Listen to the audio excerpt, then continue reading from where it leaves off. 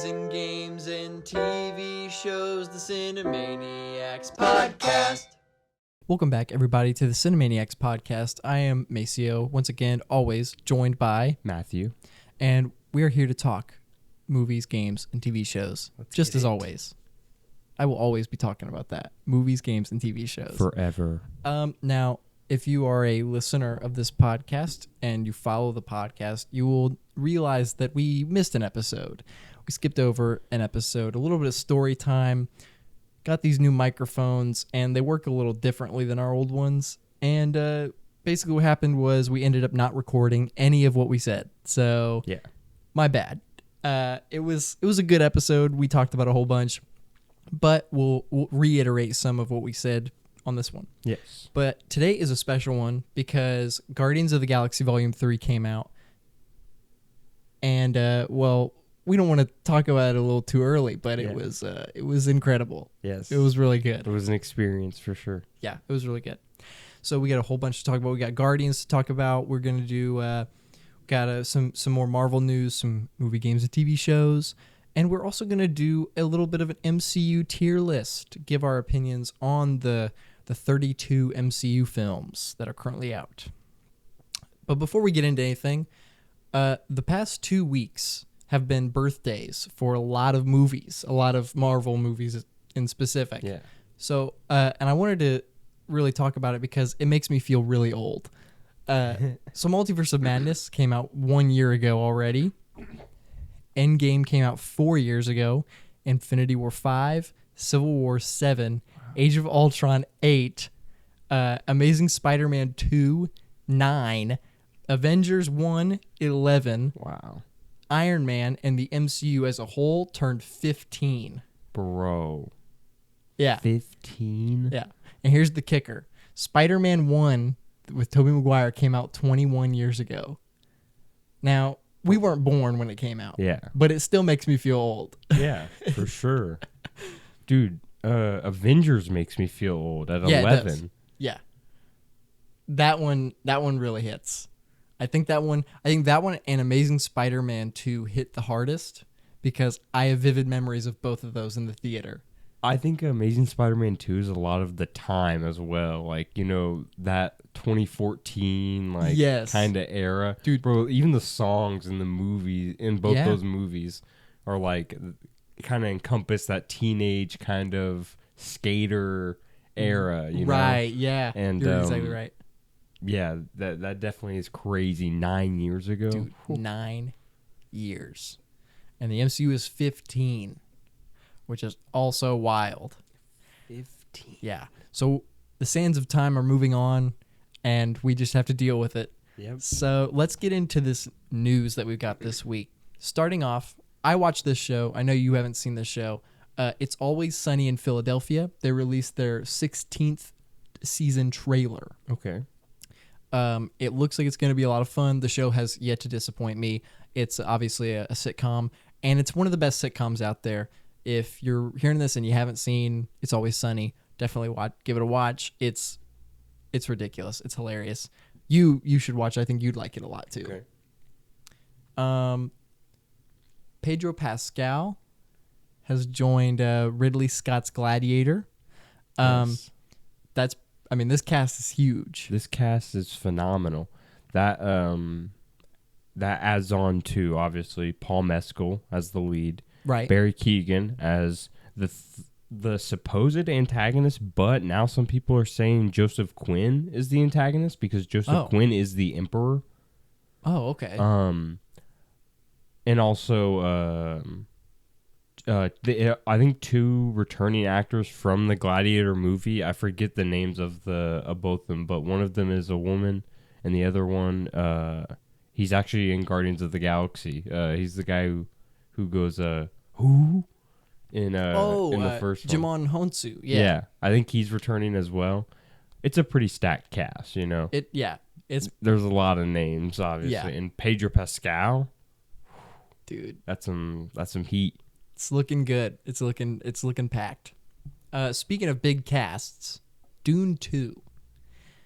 Now, we all already got our first looks at the characters and first pictures and stuff, but the trailer actually dropped. Yeah, the official first trailer. Yeah, and we got our first look at Florence Pugh's character Yep. and Austin Butler's character. Butler's Butler completely unrecognizable. Bro, he looked menacing, bro. Yeah. And I love that. I'm not exactly sure what the what the scene is specifically, but it looks like some kind of arena. Yeah. And it's like a black and white kind of aesthetic. I love that they're integrating some black and white into so Dune's nice. aesthetic. That's really nice. Yeah. He looks obviously from the first picture we both agreed that he looked like Deadpool in X-Men Origins, which is hilarious. But he looks crazy. He almost, with the black and white effect on him and the fact that he is clearly like a black and with white skin probably. Yeah. I think he's what are they called? Dave Bautista and Stellan Skarsgård. Their race of people. Yeah, it starts with a Harkonnen. Okay. Yeah, I figured they were, and they looked very similar. Yeah. But he reminds me a lot of Gore from Thor, just the way his look. And with the black and white. With the black and white, yeah. That makes a lot of sense. Exactly. Yeah. So dude, and it looks good. It does. He's riding the sandworm. That was a nice scene, man. That's gonna be good in the that theater. was such a good scene. And I love Javier Bardem. There's no need to show off. Everyone knows how brave you are. and the immediate next scene, Timothy Chalamet's fucking showing off. Riding a sandworm. Standing up and everything. Dude, so good. So good. Yes. The only other piece of news that I have for movies in general, Karl Urban has been cast as Johnny Cage in the Mortal Kombat sequel. Now, this honestly surprised me, bro. Yeah, me too. This news really surprised me. I don't think it's a bad casting at all. No, I don't either. I think he definitely fits the acting in terms of like the personality wise that Johnny Cage can encompass. Right. I think he might have to buff up though, or they might. Because Johnny Cage is he's ripped, bro. He's literally. Ripped. I mean, maybe they don't do it. You know, maybe they don't. Maybe they do it more like. I mean, I'm not saying Karl Urban's in bad shape. He's definitely not in bad shape. No, he's in good shape. But he's not ripped to the gill. You know? But maybe he gets just a little bit bigger and tones down a little bit more. You know. It's also Karl Urban. To me, every time I've heard him do an American accent, it's kind of off. That's going to be interesting. Yeah, he's an American guy. Maybe they say screw it, and since his accent is so, his Cockney accent is so, make him butcher. Basically, yeah. Since his accent is so iconic now, the way he talks in general, maybe they'll just say screw it. Maybe that's why they cast him, is because they want that. I actually totally forgot about this, but Johnny Cage is he was the whole tease thing from the first Mortal Kombat movie, right? Mm-hmm. And I actually didn't mind the Mortal Kombat movie. I haven't watched it again. I've only seen it once. But I didn't mind it. I thought there were some good things about it. I thought there were some bad things about it. Yeah, that's kind of how I thought about it too. Yeah. But I'm excited kind of for that. Yeah. Karl Urban's he's a good actor, obviously. He's great. Yeah. The Boys and multiple different media. Yeah.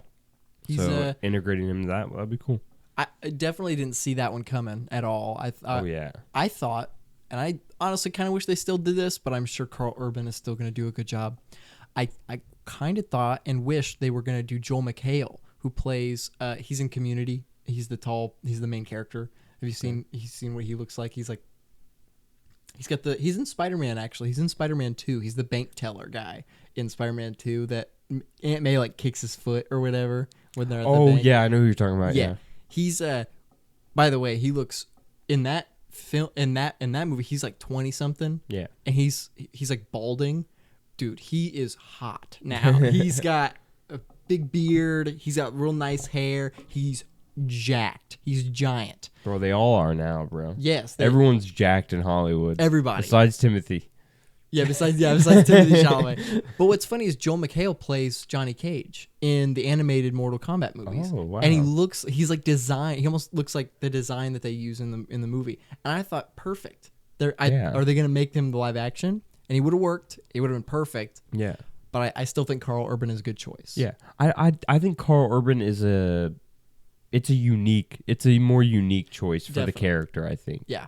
He's also the other than is it Hirosuke Yamada, who's in a lot of who's a Scorpion, right? yeah, and Yeah. he's in like almost every movie that has to do with any kind of Japanese. Yeah, Japanese like Culture. action or and samurai it's guy. like- Yeah, he's in it. He's in it. Bullet Train. He's a great actor, but He's phenomenal. Yeah, but he plays a Yakuza member in Endgame and in the Wolverine. And like it's like it was so funny. I was like, oh, who's he gonna play in Endgame? And it turned out he was just kind of the same character. yeah, He's a good actor, but he is probably the most famous name in that first movie. yeah, for sure. And now Carl Urban is coming in. And he's the biggest.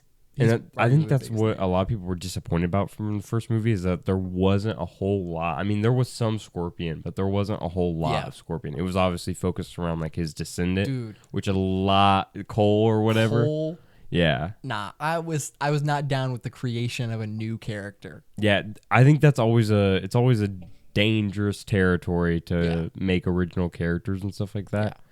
Because it could go either way. Yeah. And they also changed a lot of characters too. Like Melina. Yes. Melina you're was right. really changed. Yeah. That was the main one though. Yeah, they did. Sonya and Jax were pretty good. I think they were pretty good. I didn't mind the fact that everybody kind of got their ability through like magic or Yeah. like just based on who they were. Yeah. But it was a little weird that like Jax got mechanical arms Yeah. from like like that grew out of him. Yeah. It was a little strange. But it was I think it's on the better side of video game movies, and it's Yeah. definitely better than the older ones. It's definitely better yeah. than the old Mortal Kombat movies.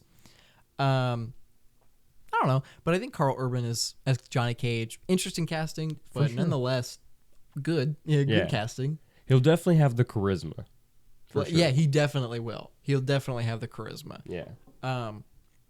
But that's all the news that I had this week. Okay. Well, I guess I can kind of transition off the Carl Urban thing to a boys related news, and it's nothing big, but it's Okay. Anthony Starr came out and said that the Boys season 4 includes the most bizarre thing he's ever done. He says he in quotes says there has to be a ceiling, but we can't seem to find it. Do you know what Homelander has done on this show? Yeah. What is there to Bro, this man has done. Bro, he heated up. Bro, he heated up human breast milk with laser vision Yeah. to drink it. What is crazier?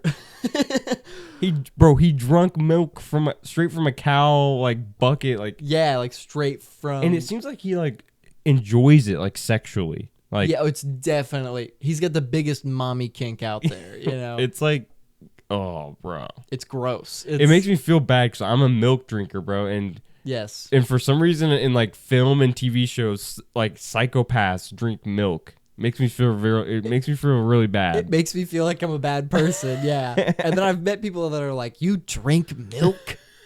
Yes, it's good. It tastes good. Sorry.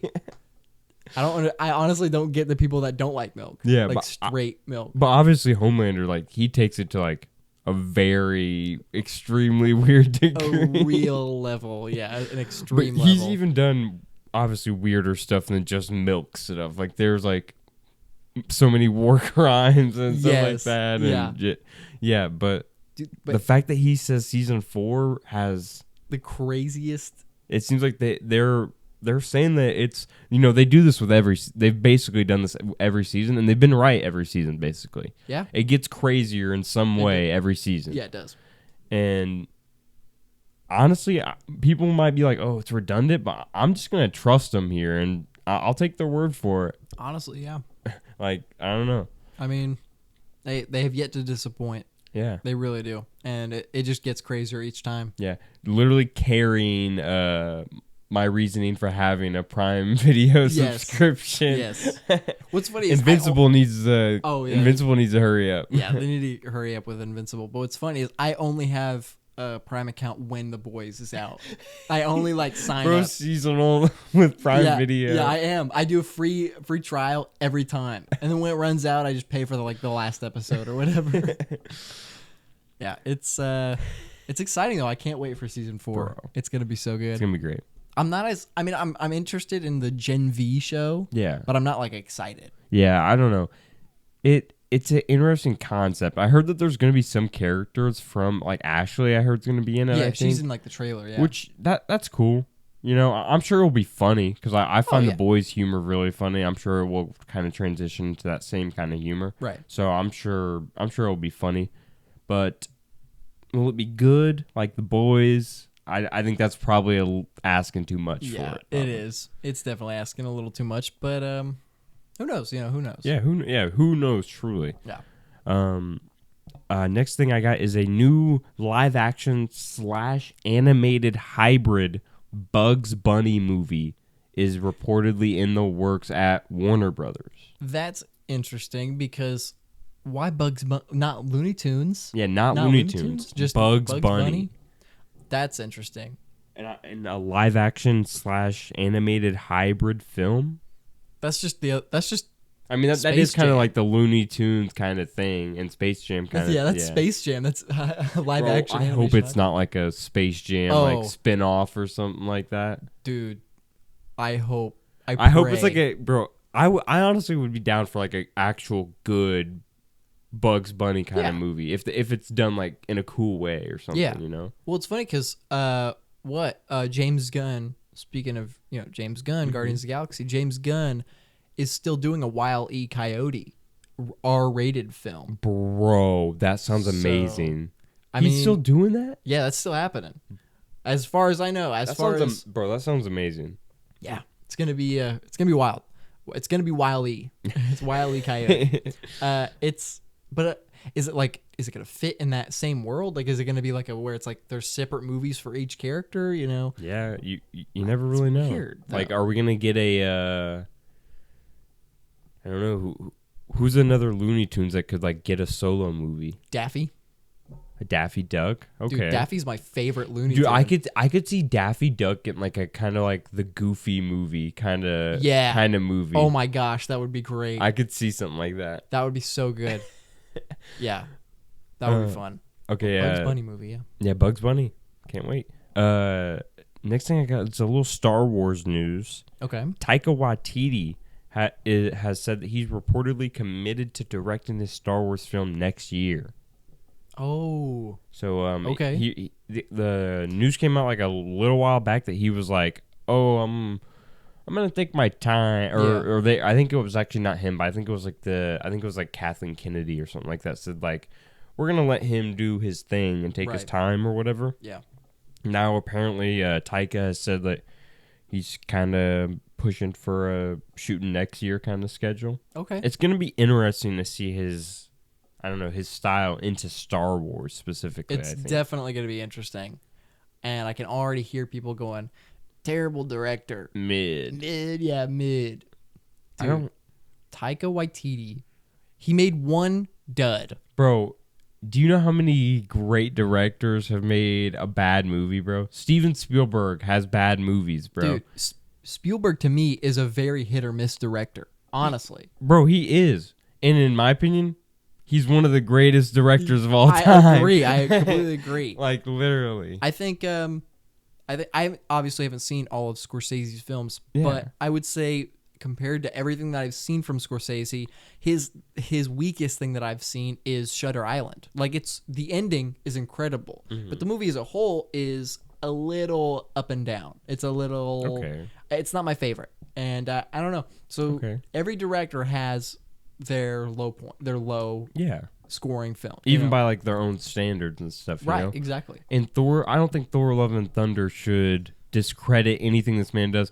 and even to the point where we can't be objective about like let's say even if all his every movie, let's say this next movie, his Star Wars movie is bad, but why can't we, or say it's good, why can't we be objective about his movies and stop like prejudging? I know this is like kind of applied to everything nowadays, but why do we have to prejudge his movies, every movie that he'll make now, like in the future or whatever, because of one movie he's made? Yeah, based on one thing.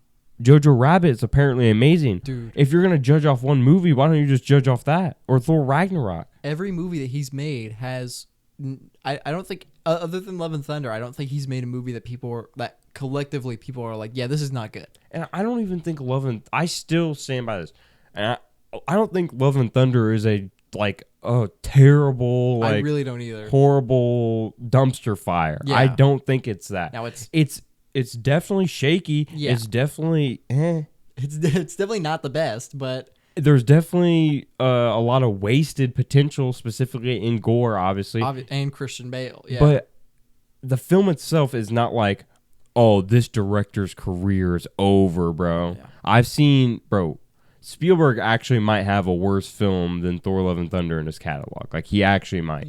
No, he might. Yeah, he probably does. Like, if we're being objective. Because Spielberg, all of his good movies are classics. Yeah. But you don't see anybody talk about And his that's bad not me saying Taika is better than Steven Spielberg. No Hell way. no. But No that's way. just saying every director, they have that, they can have hit or miss movies. I agree, yeah. And they can still make a good movie. So Taika Waititi for Star Wars. They're still human, They still make things and make things that aren't as good as what they might have made before, Yeah. And Taika is I've only seen I'll be honest, I haven't seen every single one of Taika's films. I know he only has a few. Yeah. But I've seen most of them, Yeah. And Ragnarok, obviously, I think Ragnarok's better than Love and Thunder. Yeah. But Jojo Rabbit is one of my all-time favorite movies ever made, ever seen. Yeah. It's unbelievably good. And it's a comedy, but you can tell that he leaned more into comedy with Love and Thunder than he did with this movie. Yeah. Because Jojo Rabbit is a very somber, like, it'll make you cry. Like, Yeah. it'll get those tears out of you. But yeah, I don't get that. I don't get that at all. So I'm excited to see what he does with this movie. I think he's gonna have fun playing with the world of Star Wars. I'm honestly excited for his future in filmmaking in general. Honestly, because his is a style that's very unique. Yeah, and despite if you like it or not, he makes movies that make you feel something.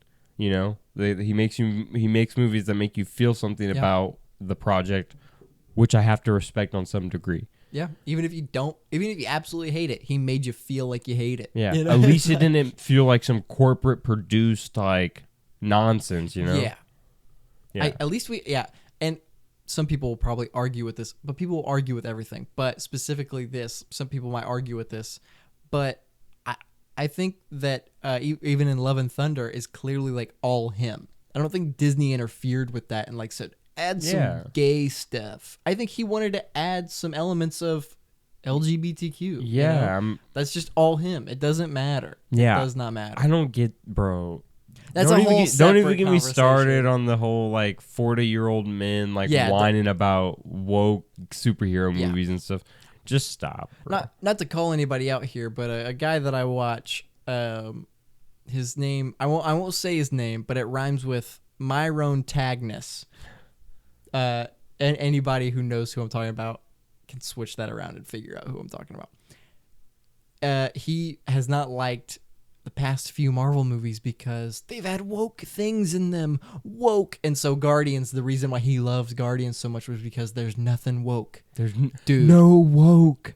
Do you know what woke means? What does woke mean? Not having a gay person in the movie? Bro, I don't understand, bro. It's so pick and choose, and it's especially nonsense when dudes are hating on Miss Marvel, bro. Yeah. Bro, you are not the target audience for Miss Marvel. I hate to say it's like it. Mario, bro. It's like, dude, it is like not Mario. the target audience. This movie was made for children. You're just not the target audience. Yeah. The Mario movie sucked. Yeah, I think you're just a little too old to understand why people like it. I think that's all it is. You're just out of touch. That's all it is. It's not the movie's fault. People suck, man. People suck. People suck. But that's a separate argument. What else you got? I got a last bit of non-Marvel news I got is David Fincher's next movie, The Killer, starring Michael Fassbender and Tilda Swinton, has a runtime of 2 hours and 38 minutes according to IMDb. Wow. So getting a long film. It's a year for long films, apparently. It is. Dude, Killer of the Flower Moon. Yeah. Oppenheimer and this. Yeah. That's a lot of long films. And I imagine Dune 2 is going to be at least like 2 hour, 20 minutes. Oh, man. The first one was what? 2.5. I thought it was like 240 or something. It's like, I think it's like 235 or It something might be like 230, that. yeah. But yeah, it's a year for long films. I'm all here for it. I know some people don't like it. Some people are like, where are the 90-minute films and stuff? Which I don't mind a 90-minute film either, you know? Oh, yeah, for sure. You know, Renfield or whatever. I liked Renfield. There was some likable stuff about Renfield that was definitely fun. Yeah. And it was a short movie. You know, the short movies are good. Long movies are good. I love movies. Boom. Right. I mean, Mario was literally an hour and a half. Like, almost exactly. Yeah, so I don't think the runtime makes a movie good or bad. Yeah, it's obviously what's inside that runtime that matters, obviously. It's like however long the movie needs to be to tell a good story. That's exactly. All is. Yeah. And the people that complain about bad movies, dude, TikTok has ruined your attention span. That's all it is. That's all it is. You can't watch a movie without Subway Surfers at the bottom. That's all. That's all it is. You gotta watch it in clips with Subway Surfers at the bottom. No, long movies. I applaud long movies. Yeah. I want more. I love the recent trend and stuff, and the future trend that's gonna continue. I hope. Yeah, I do too. Well, now we can hop into some Marvel news. Marvel. Now, this piece of news dropped like literally right before we started filming. Mia Goth. So Mia Goth, who is confirmed, I believe, or rumored or confirmed, obviously the two options, to be Lilith in Blade, in the Blade movie. Lilith being the daughter of Dracula, and now it's being rumored that she will be the main villain. So, like not like a real quick appearance or something. Yeah, so Dracula won't be the main villain. It will be Lilith. Probably Dracula will probably be like the end of the Blade trilogy. You know, and I mean, Mia Goth is the main villain of an MCU Blade film. Incredible. I kind of love that. Yeah, that's ingenious. Yeah, that's so good. I'm very excited for Blade. I know that apparently. I also heard that apparently Blade's going to be affected by the writer's strike. I actually have it right down. Blade is, as of now, is shut down due to the writer's strike. Okay. So they are not. Dude, that movie's going through the ringer. Yeah, man. I hope it turns out good. I know it. At the end of the day, I can know for sure that Mahershala is going to be the greatest Blade ever. Yeah, he's going to be a good good Blade regardless. And even if this movie doesn't do as well, I think we know for sure we would get a sequel. So eventually we will get a good Blade movie, even if this one doesn't turn out to be as good due to its production stuff. Yeah. But I still hold out hope. Yeah. I mean, just because it goes through these hiccups, it can still turn out to be really good. Yeah. Yeah. I mean, it could turn out to be better because of the stuff it went through and stuff like that, you know? Exactly. So just gotta hope, just hold out hope. And I imagine I still hope that they release it around October, like regardless of what year it is. Mm-hmm. I hope it's an October movie. It feels like it should be. It really does, yeah. I hope so. But yeah, so Blade. Yeah, it's unfortunately affected, but currently everything is by the writer's strike. Yeah, so. but to be fair, the writer's strike is like good stuff. Obviously, it is like a good thing. Like yes. the writers should be paid and stuff like that. That shouldn't be like a controversial take. Or I mean, they should write good things, but they should be paid. You know. Yeah. But they won't write good things unless they're paid. Yeah, so, facts. Yeah. A fun piece of news is Rob Delaney, who plays Peter in Deadpool 2, is confirmed to be coming back in Deadpool 3. Nice. The best X-Force member coming back. Yeah, I think he was easily the most likable. Yeah, and he had like fan favorite, the littlest amount of screen time. Yeah. Just a normal dude. I mean, only one who competes is Brad Pitt, probably. Yeah, as the Vanisher. I think that might be my Peter might be my favorite Deadpool joke. Is the fact that this normal dude wanted to join the team because he saw the flyer, and Deadpool was like, "You're in. You're in. Yeah, okay." That might be my favorite joke. Is just that. That's so good. I'm excited to see. I'm sure he'll just be a little cameo, but it'll be funny. It'll be fun nonetheless. Yeah. Peter. And connecting, bro. I love that Deadpool 3 is going to feel like it's like seamlessly transitioning from the Deadpool movies to the MCU, you know? The X-Men universe as a whole. Yeah. It's like literally Deadpool it's the 3, gateway. Yeah, Deadpool 3 is literally the gateway transition from the Fox X-Men movies to the MCU. And that's awesome. That's awesome. I really hope, and it kind of seems like this is what they're doing, that they treat Deadpool 3 as Fox X-Men Endgame. I hope. Okay. I need that because, bro, Dark Phoenix is not a good conclusion to those characters. And the last time we saw the old X-Men cast members was Days of Future Past. Yeah. And obviously that is truly like their end game, basically. Mm-hmm. But I think to truly say goodbye to those characters, to say we really aren't going to be seeing them ever again, is Deadpool, because it is literally the transition between the two studios. And I think we need a moment where Deadpool basically goes, I'm going to rip off Endgame for a second and have all these portals open where all these familiar X-Men faces kind of step through. And it's like, but obviously done well, you know, not just because. And I think they would be able to pull it off. Okay. But I think Deadpool 3 should kind of be a small, tiny like, if it's not the biggest thing it's the big thing about the movie, but not like the plot, you know? Yeah. I think that would be so good. It would be so nice. Yeah. Yeah. And then we got Craven is rated R. Yes. So Craven is confirmed to be rated R, and it will feature the Rhino. Now, this was a piece of news that we got last week, and we voiced our opinions, but unfortunately that didn't get recorded. But I'll say it once again. I don't care. And I'll say it once again. They've reeled me back in. Just when I think I'm out, they pull me right back in. But yeah, I don't think I'm not like heavily pulled back in, but I'm more so kind of intrigued by the R-rated and stuff like that. More so to see how far they push it, you know? Yeah, definitely. It's definitely like a step in the right direction. Yeah, especially Rhino in rated R as well. That's going to be interesting. Are we going to see him literally like just like smash people? Dude, stampeding through a bunch of people, like crushing their skulls. Bro. That'd be awful. He just like runs through a group of civilians. Bro. Oh, that's Bro, horrific. That'd be crazy. Oh, man. That would be crazy. That would be insane. I doubt they do that though. I highly doubt they do that too.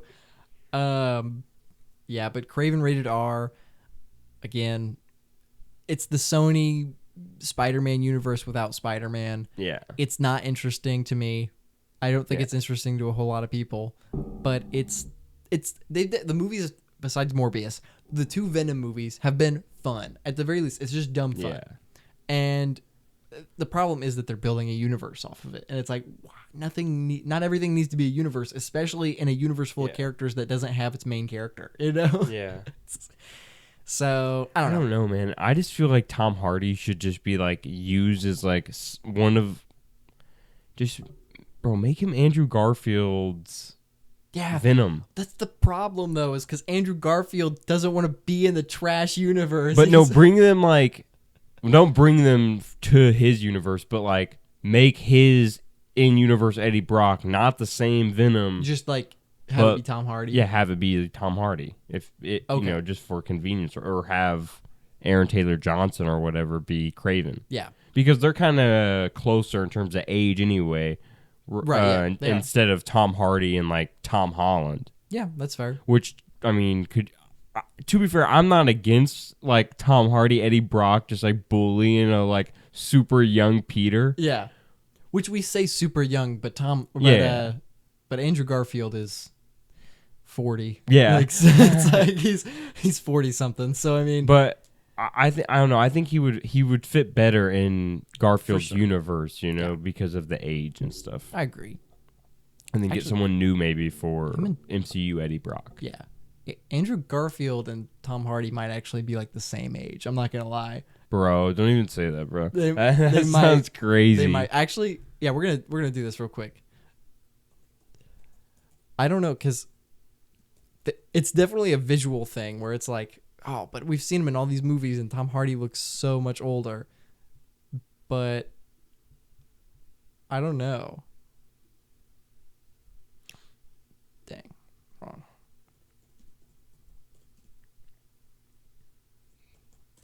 Oh, it said he's 45. Oh, he's 45.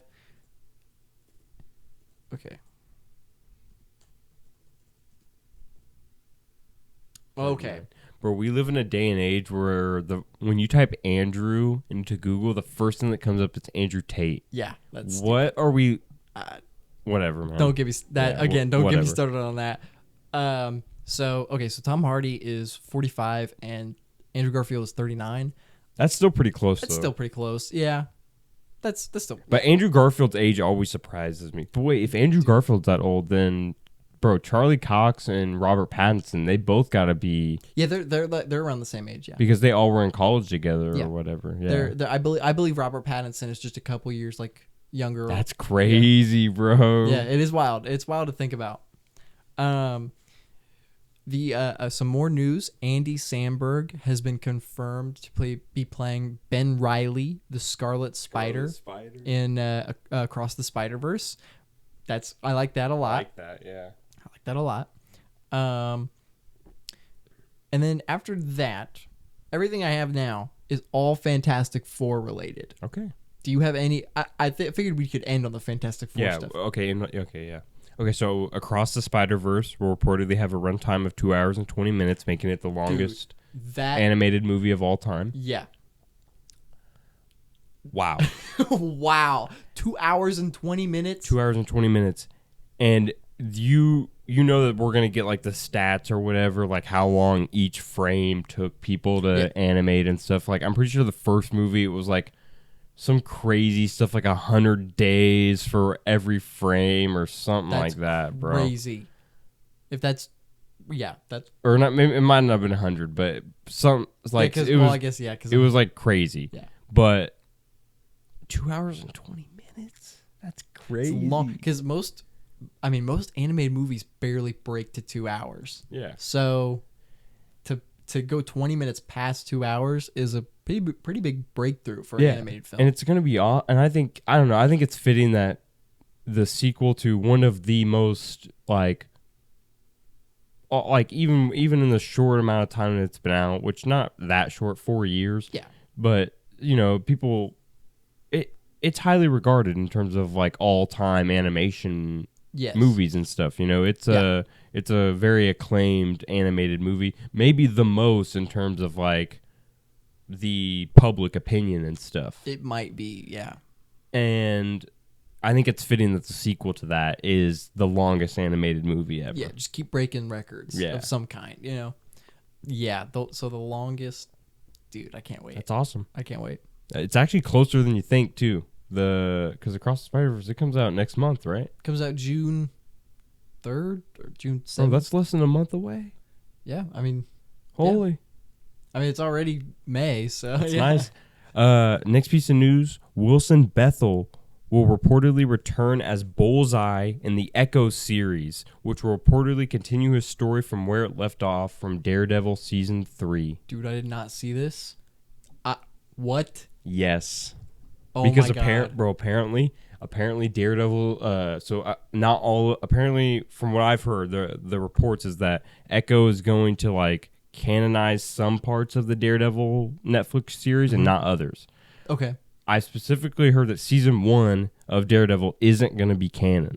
Season 1? And then I heard that season 3 for sure is going to be canon, which is why Bullseye and stuff is returning. So the characters and stuff from season 3, all that arc still happens, and apparently season 2 is kind of wishy-washy, but leaning more towards it's going to be included in the canon. I wouldn't be so season 1 apparently is going to be left out. That's crazy, but I think if they're going to decanonize the first season and canonize the third season, I think it would make the most sense to decanonize the second season.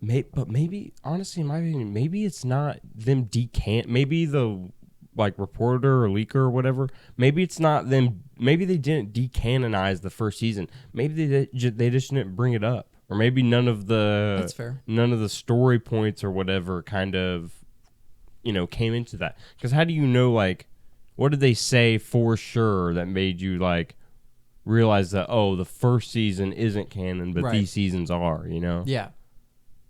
I guess, Bullseye, obviously. Yeah, So season 3, yeah, sure. right.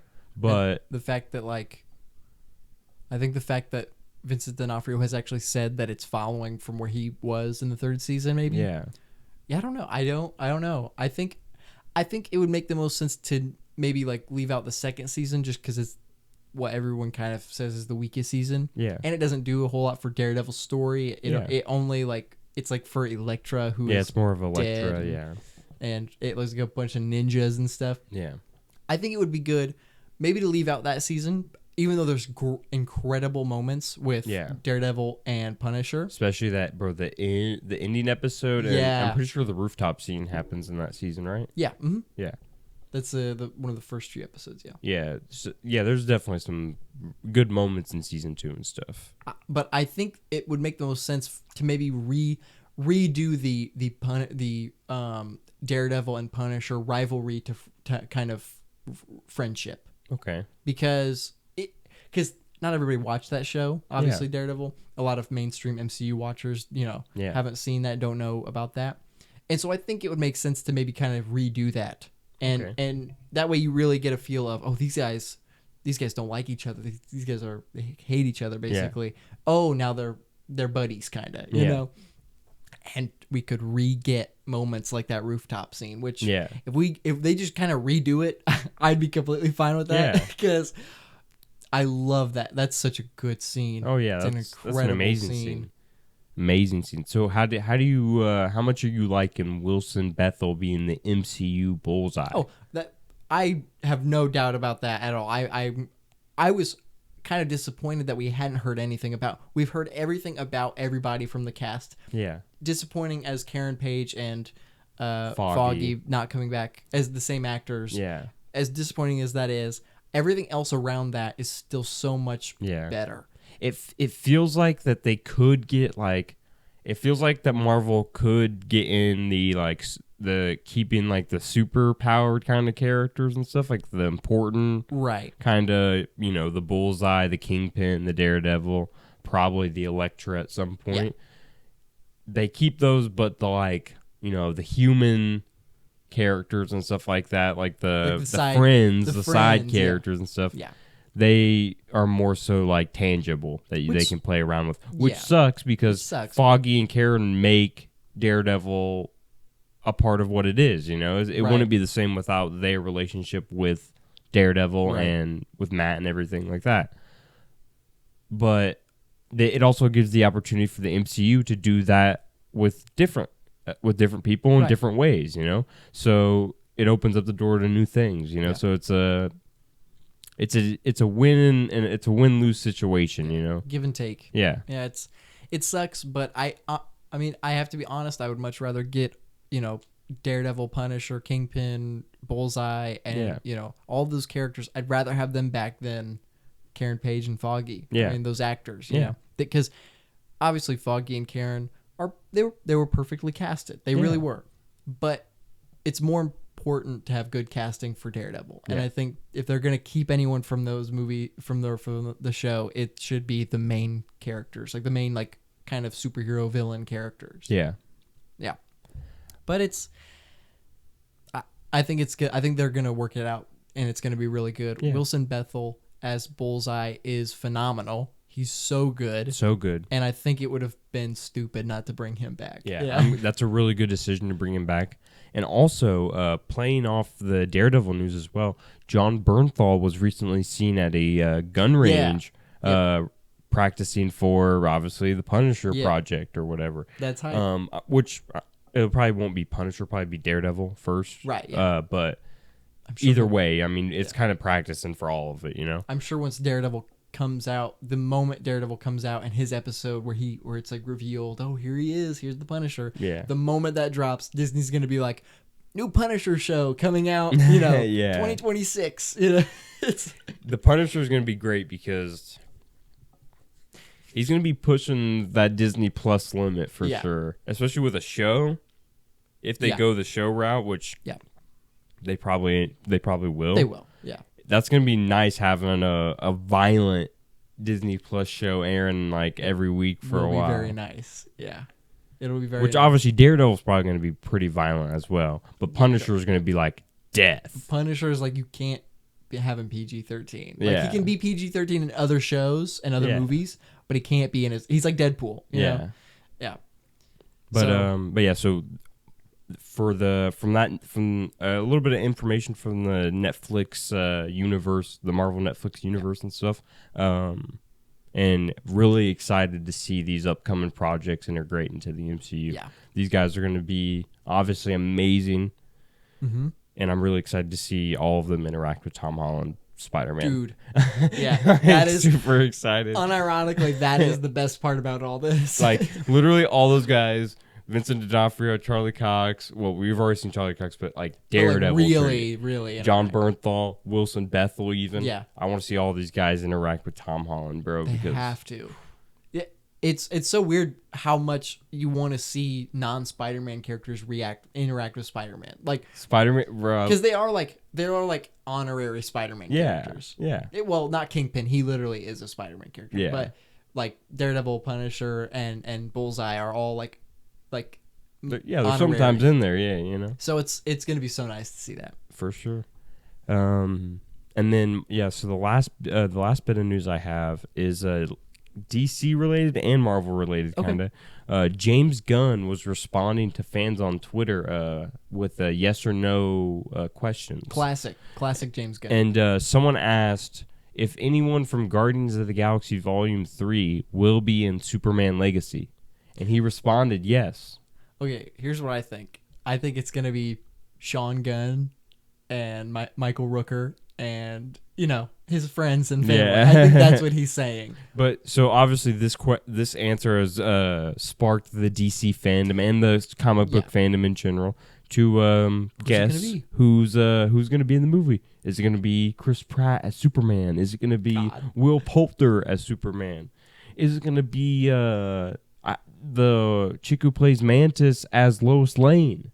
Is it going to be Zoe Saldana as Lois Lane? Is it going to be Karen Gillian as Lois Lane? The only female, Superman character.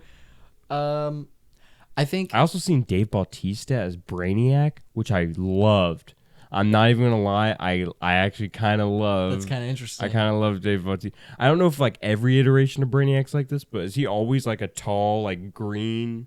He's more kind of yes, decently buff guy.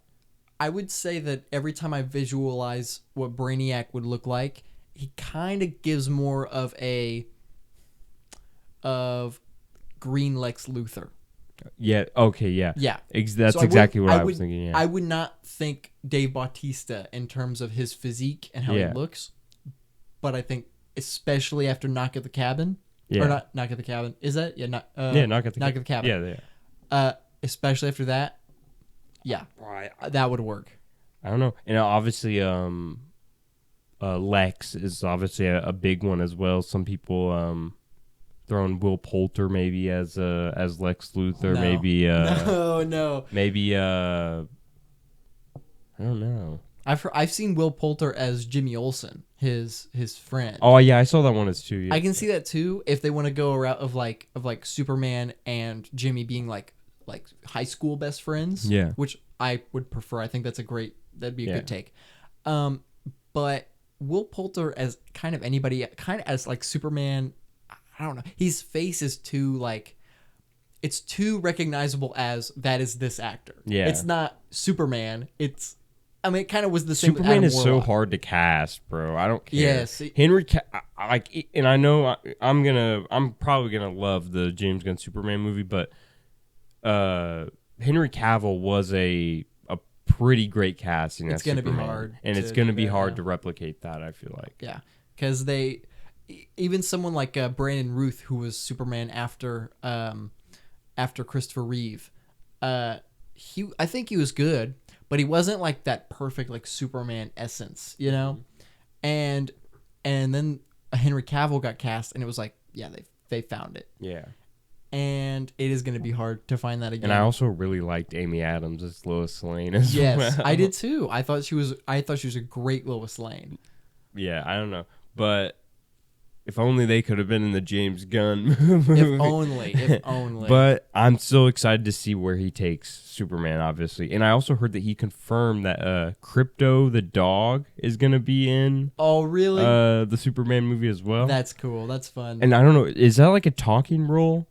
Or is that like, No. is it going to be like an actual like dog? Crypto is just a dog. Okay. And that can... I was gonna go Bradley Cooper for the No the way. voice Oh, acting. that's so funny. But I wouldn't mind Bradley Cooper maybe being in the Superman movie. I don't know who, but Dude, he could be cool. could be anybody. Yeah, He could be a Riddler if they wanted him to they're be, you in know?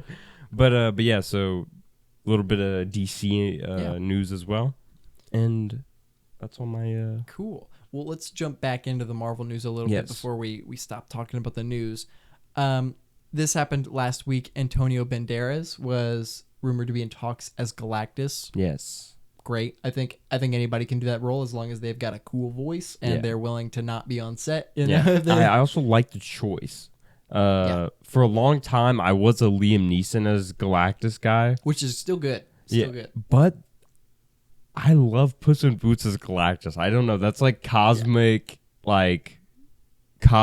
interference or something there, bro. Like it feels perfect. It feels like he's like the smallest guy and then the biggest guy. It feels like one of those castings that's like, this is unexpected and the complete opposite of what people know him as. Yeah. So it will probably work. Yeah. And I actually saw some images the other day side by side of like Galactus and him. And I was like, I looked at their faces and I was like, shit, maybe I can see like that angry kind of face on Galactus and it's his face, you know? I honestly could probably see that. Yeah. So that's fun. I hope that happens. happens. That would be awesome. The other bit of news that also happened last week, this comes from the James Corden show, which is no longer on the air. Praise Thank the goodness. Lord. Mila Kunis she said that she had lunch with Matt Shakman, who is the director of Fantastic Four. Yep. And she was rumored to be Sue Storm. And she said, no, that's not what's happening. But she knows who is. That's what she says. Yes. And you and I, you and then I kind of jumped onto it, you thought Kristen Bell. Yeah. Because her and Kristen Bell are really good friends. Yeah. Still possible. Still very possible. However, since then, Margot Robbie has been rumored to play Invisible Woman Sue Storm.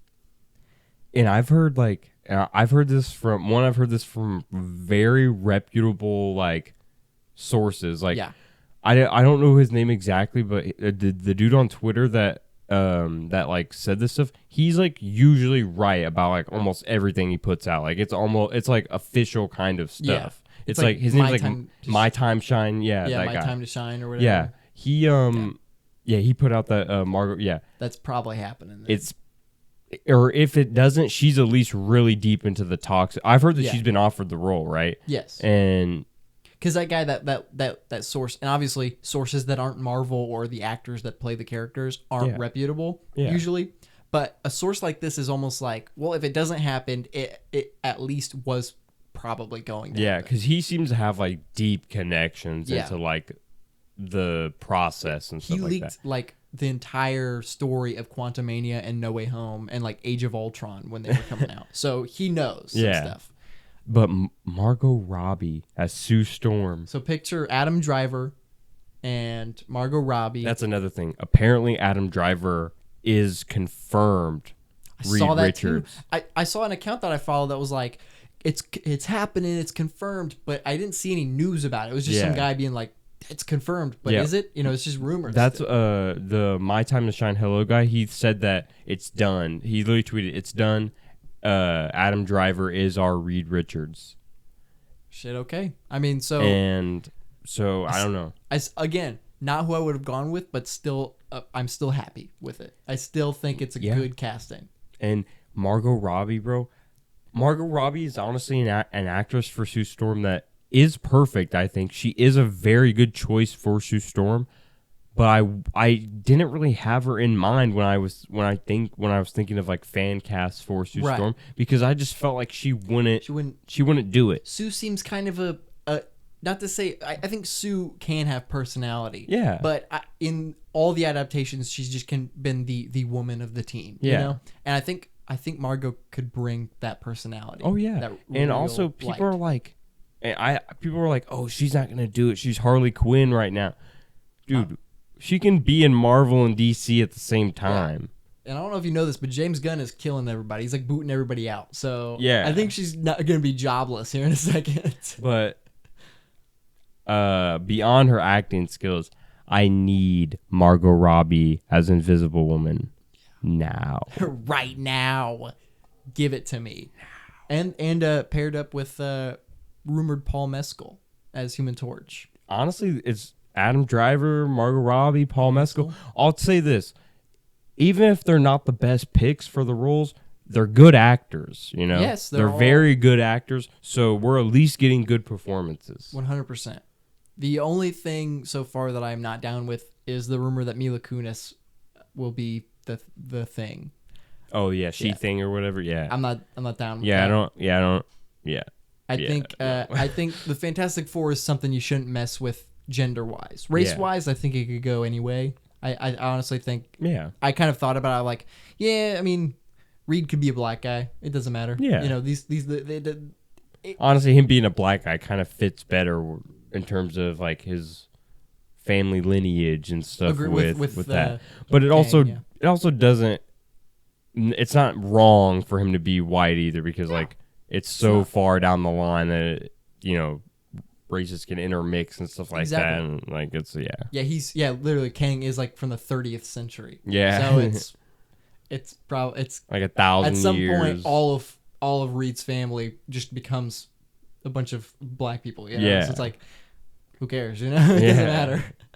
I think gender wise though, I think the team should stay the same. Yeah, for sure. I wouldn't be mind if they introduced a she thing, but don't start with she thing. Don't. Don't replace. Yeah. But that's all the news that we had this week. Yeah. Now, bit of news. Let's talk about Guardians of the Galaxy Volume 3. Oh, shit. What a masterpiece. Holy shit. Incredible. Incredible film. Now, I'll start by saying that I think Guardians 3 is the most visually appealing Marvel film.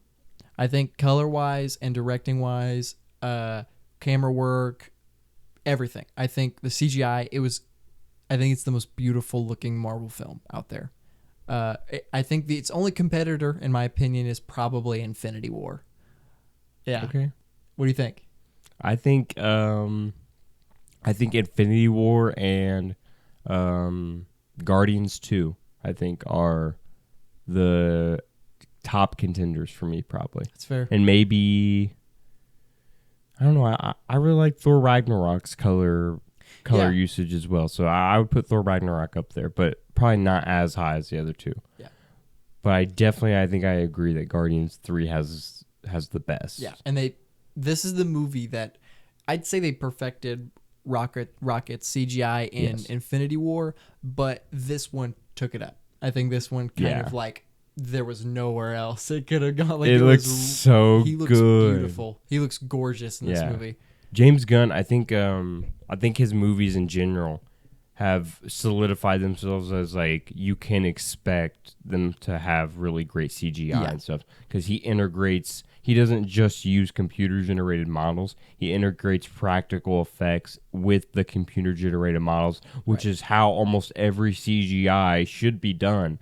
Integrate practical stuff, real stuff with the computer stuff, and it looks better. Right. And James Gunn has shown this in 4 different movies now. So let's do this. Like let's get on it, you know? It's Rocket's CGI is perfected in this movie. He looks as good as Thanos does in Infinity War. Oh yeah. But this movie in general. So this movie, let's talk about the movie itself. Yeah. Yeah. This has some of the best writing in any superhero movie. I think structurally it might be the strongest and most sound MCU film. That's very fair to say. I think it rivals Infinity War in terms of that regard.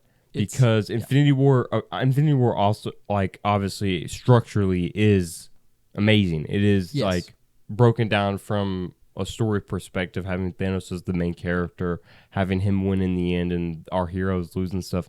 It is structurally a very great movie, and obviously the viewing experience is it fills you with so many different emotions. It's unforgettable. And despite what people say, it is a complete movie. It is a it is. It has an end. Yeah, it has. End. Yeah, the story definitely has a definitive, end and start. It's definitely it. You don't need to watch Endgame to necessarily feel, fulfilled from Infinity War. I don't think. Yeah, I mean, I do. But I think if you're a sane human being, you probably, you need the Avengers to win in your heart, unless you're just a cold-hearted person. Yeah, someone who sides with Thanos. But Guardians 3, man, it's written so surprising, and it's not surprising because James Gunn, all of his movies are pretty well written, at the minimum. They're at least well written.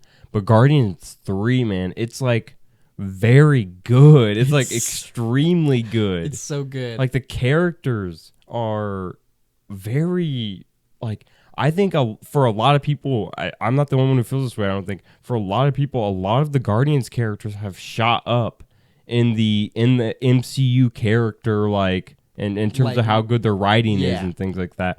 I think a lot of the Guardians have shot up, including Rocket, obviously, Star-Lord, Mantis, and Nebula. Yeah. And even Drax, I think a lot.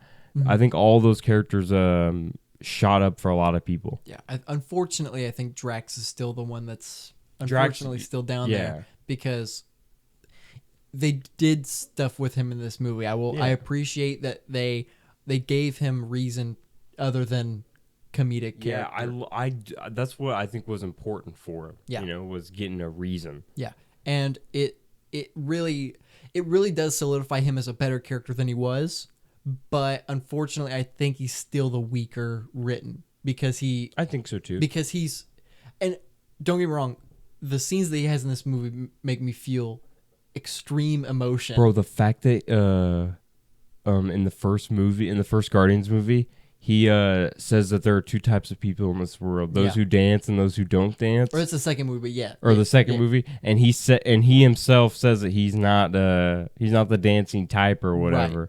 Bro, him dancing in the end, bro. Yeah, dancing with all the kids, and he has, I think, the best, probably at least like that little solo dance thing. Yeah, because his is just like he's like standing still.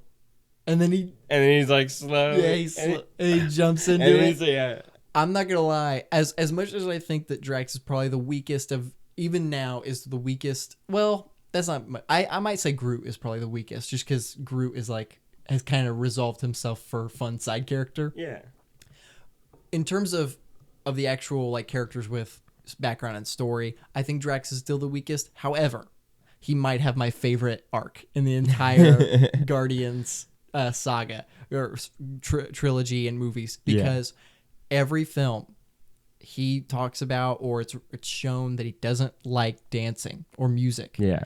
The first film, I mean specifically at the end of the first film with the dancing Groot, and he looks over at him and Groot stops. And he stops. And he does it again. Yeah. And then in Guardians 2, when he does it again, he dances and he stops and he looks at him and he stops. And then later he talks to Quill. He says, like, there are two types of people in the universe, and he talks about how his wife never, the most melodic song in the world could be playing and she wouldn't tap her foot. Yeah. And he was like, my nether regions would engorge. But the fact that his entire character kind of revolved around, like, you don't dance. I don't like to I'm not, you're an idiot for dancing. Yeah. And then his character arc is, it's okay. It's okay to dance. It doesn't matter. It's fun. Dude, it's so good. That tiny arc that he has is so good. It's unbelievable. That's one thing I think that's handled really well is every Guardian is given purpose. It doesn't feel like anyone's left out. Nebula, bro, her arc. Her character arc's crazy, bro. She was a villain in the first Guardians movie. She's got a crazy arc. She was great. Mantis, bro. Mantis was strong in this movie Yeah. to me, man. Mantis, a character who I really didn't care for when the first Guardians Yeah. or the second Guardians movie came out. I liked her, but I wasn't Yeah. like one of my favorites. Yeah. Dude, she shot up. Bro, I think she handled a lot of the emotions for me of the team when Rocket wasn't necessarily present in the film. Yeah. She handled a lot of the emotions, especially bro, the scene where like she like yells at Nebula or whatever about Drax, like protecting Drax because like he's the only one who doesn't hate himself or whatever in the group. Oh man. And it is kind of like played off as funny because Drax is dumb or whatever, you know. It's like, you think I'm dumb? But to me, bro, I don't know. I wasn't even really. It was funny, but I wasn't laughing. I was more so sad about like her what she just said. Like she's right. Yeah, she just said some real shit, literally, and it was sad. Yeah, it is sad. And she drove a lot of that, and obviously her humor and stuff has always been there and stuff. Yeah. But Mantis really had some concrete writing in some of her most of her scenes in this movie. Yeah. And then Star-Lord, bro. Oh man. Dude. I don't care. Dude, I don't care what anybody says, bro. I love Star-Lord, bro, and he is one of the best MCU characters, bro. Hands down. And I think we talked about this after we watched the movie. Yeah. I think Chris Pratt gets kind of muddled in with the actors like Ryan Reynolds and The Rock, who they just play themselves. Yeah. Or it's just Ryan Reynolds playing himself, or it's just Chris Pratt, you know? Yeah. I think Chris Pratt is extremely famous now, and so that's why he gets lumped in there. He's been cast in everything. He's Garfield, Mario, Marvel. He's in everything. Yeah. But the truth is, he doesn't play himself. He brings himself to characters and plays a character, and he's an incredible actor. He is. Chris Pratt is a freaking great actor. Bro, he's a great actor, and his performance as Star-Lord is perfect. Yeah. Especially in Guardians 3, bro. Especially in this movie. The scene where Rocket's like dying or whatever, bro, and he's like, "No, I will not let him die, bro." Yeah. Dude, he had conviction, bro, and emotion and stuff. And I won't even say that in the previous movies, it's not lacking. It's not like it's like something that came out of nowhere in the third movie. He has emotional scenes and stuff in the other movies that people just like ignore, I guess. Yeah. Or it's just like, it's Chris Pratt crying or something. Pratt, so it's like a funny thing, I guess. But dude, he's one of the best characters in the MCU. You can shove it, bro. Yeah, you really can. And I don't know if you noticed, but Chris Pratt doesn't play someone who's like full of like this, like he's like on edge, emotional all the time. Yeah. You know, if he plays himself or if he plays a character that's similar to himself, he'll usually just be really funny. Yeah. That's all. Star-Lord is a character that is emotional. Yeah. He hits Thanos because he freaks out because Gamora's dead. Yeah. He freaks. He has panic attacks when he thinks his best friend might die. You know, might be dying. You know, he is an emotional character, and that's the thing that I don't get is James Gunn said that Star-Lord would not have hit Thanos in Infinity War. I don't agree at all. I don't get that, man, because he's human. Yeah. And him hitting Thanos in Infinity War is a human moment.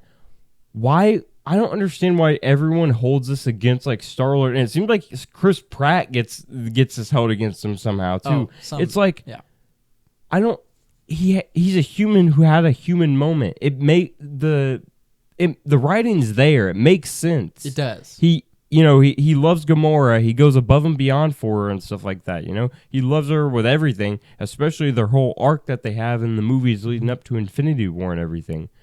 It makes sense to have that sort of reaction. Yeah. But I don't know. I personally, even at the time, felt like it was overblown, like the reaction and stuff that people were really having to all that stuff. Even at the time, yeah. Like it, and even now, there are still people that are talking about it. It's like, dude, what are we? Yeah, what are we doing? I can understand the out of theater Infinity War reaction to that being like, man, because I think like our group when we went to go see it was like mad and stuff. Oh yeah, Star-Lord, you're a dumbass. You got everyone killed and everything. But later, I You was think like, about it for a while, I think it sits with you a little differently. yes. Because I know for a fact I'd probably react like that. You know, it's like I know it kind of the whole universe stops being at stake when your world is gone. You know, it's and that's what that's showcasing, is that it's not all about like saving everybody all the time. And it also kind of shows that he's one of the, out of all the heroes that was with him there, he's one of the types that wouldn't always choose the world over, his lover or whatever, right. And some of those other more experienced Avengers, or even the younger ones like Spider-Man, the older ones like Iron Man and stuff, those people, they sacrifice stuff, Yeah, they do. Both of those characters have sacrificed stuff in the MCU. Iron Man, literally his life. He literally sacrifices his life. And they give up themselves and their own personal interests for the greater betterment of the world. Right. Star-Lord does the inverse to show you that he has flaws, that he has, that he's not perfect. Yeah. And it's honestly surprising that James Gunn didn't write that moment, because and the fact that he disagrees with it, because that's what makes his character different from everybody else's, is that he isn't like everybody else. And then people love to say that that like James Gunn hates how the Russos treated like the Guardians in Infinity War and Endgame and stuff like that. Like, bro, what? He had input. They asked him. Yeah, he literally had input. And bro, Star-Lord's first scene, or not first scene, but his like first interaction with the Avengers in Infinity War is literally him dog walking Iron Man and Spider-Man in a fight, bro. I saw this in a clip on Twitter today, bro. This man literally mollywopped Iron Man and Spider-Man after like Gamora got taken and stuff. Yeah. Bro was not playing around. Yeah, he came into the, bro, put some respect on Star-Lord's name, dog. The legendary Star-Lord. Yeah. God. And he's so, Chris Pratt he's a great actor, and he plays it. There's nobody better for this role. Yes. There's nobody better for this role. Absolutely. And I think Star-Lord, especially, he was already up there in like best written MCU characters. Yeah. But he has shot up exponentially as like literally, I'm not even joking, like maybe top 5. Yeah. Like, bro, genuine, and it's so funny that no one talks about it. Bro, he's up there for people who have lost the most, bro. Oh yeah. This man he's almost up there with Thor, bro. He is. He might be up there with Thor, because the only thing he has is like his grandpa now. Yeah. And his grandpa, he hasn't known his grandpa for basically like his entire life, he's lost some of his friends and stuff like that, I don't know. Personally though, Star-Lord, especially with where they took him in Volume 3, was handled amazingly well. Yes. Amazingly well. And his action scenes are so perfect as well. And they are very good. They are extremely good. And his scene when he goes back for the Zune. Oh my gosh. They get you. Yes. They get you hard. He's incredible in the movie. Star-Lord is an incredible character. And speaking of Star-Lord and Gamora's relationship, I love that it didn't go where we thought it would. Yeah. Like them like reigniting it or whatever. Yeah. I'm glad that James Gunn was like, no, she's not the same Gamora. She's not the same Gamora. And I think that was displayed really well with her like being more accepted by the Ravagers than Star-Lord actually like thought she would have been. Because he says that like she's not a Ravager, he is, But you see that she actually, and that's not saying that Star-Lord isn't, because he was a Ravager, but you see at the end of the movie that she genuinely like connects with the Ravagers, and they're smiling, she's smiling and stuff. And that's not saying that she dislikes the Guardians. I don't think that that's saying that at all. I think she enjoyed her time with the Guardians exponentially, and I think it made her realize things about herself and stuff. Mm-hmm. But I also love that it's not the same Gamora, and they showcase that by having her interact with a different group. Yes. And being, and having that group be integral to her. Having that relationship with the Guardians with a different group now. Yeah. Yeah. And knowing that, like, that's okay, Yeah. That's okay that she isn't, the same Gamora that was butt buddies with all the Guardians and everything. Yeah. And she's found a place elsewhere because she's not the same. Right.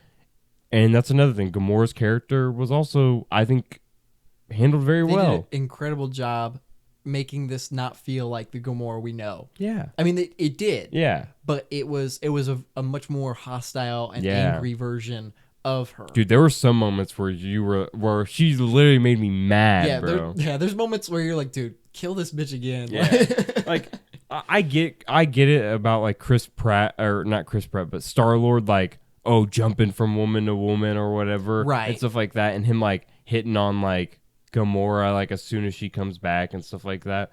I understand that. And that was definitely like obviously a flaw as well. Right. But why was she so hostile, bro? Like she I was, know. I mean, I get it. Obviously, she was so hostile to show the difference between her Right. and like the developed Gamora. Mm-hmm. But I also think that they did a nice job of developing this newer Gamora as well, to a point where we're probably not going to see any more of Gamora.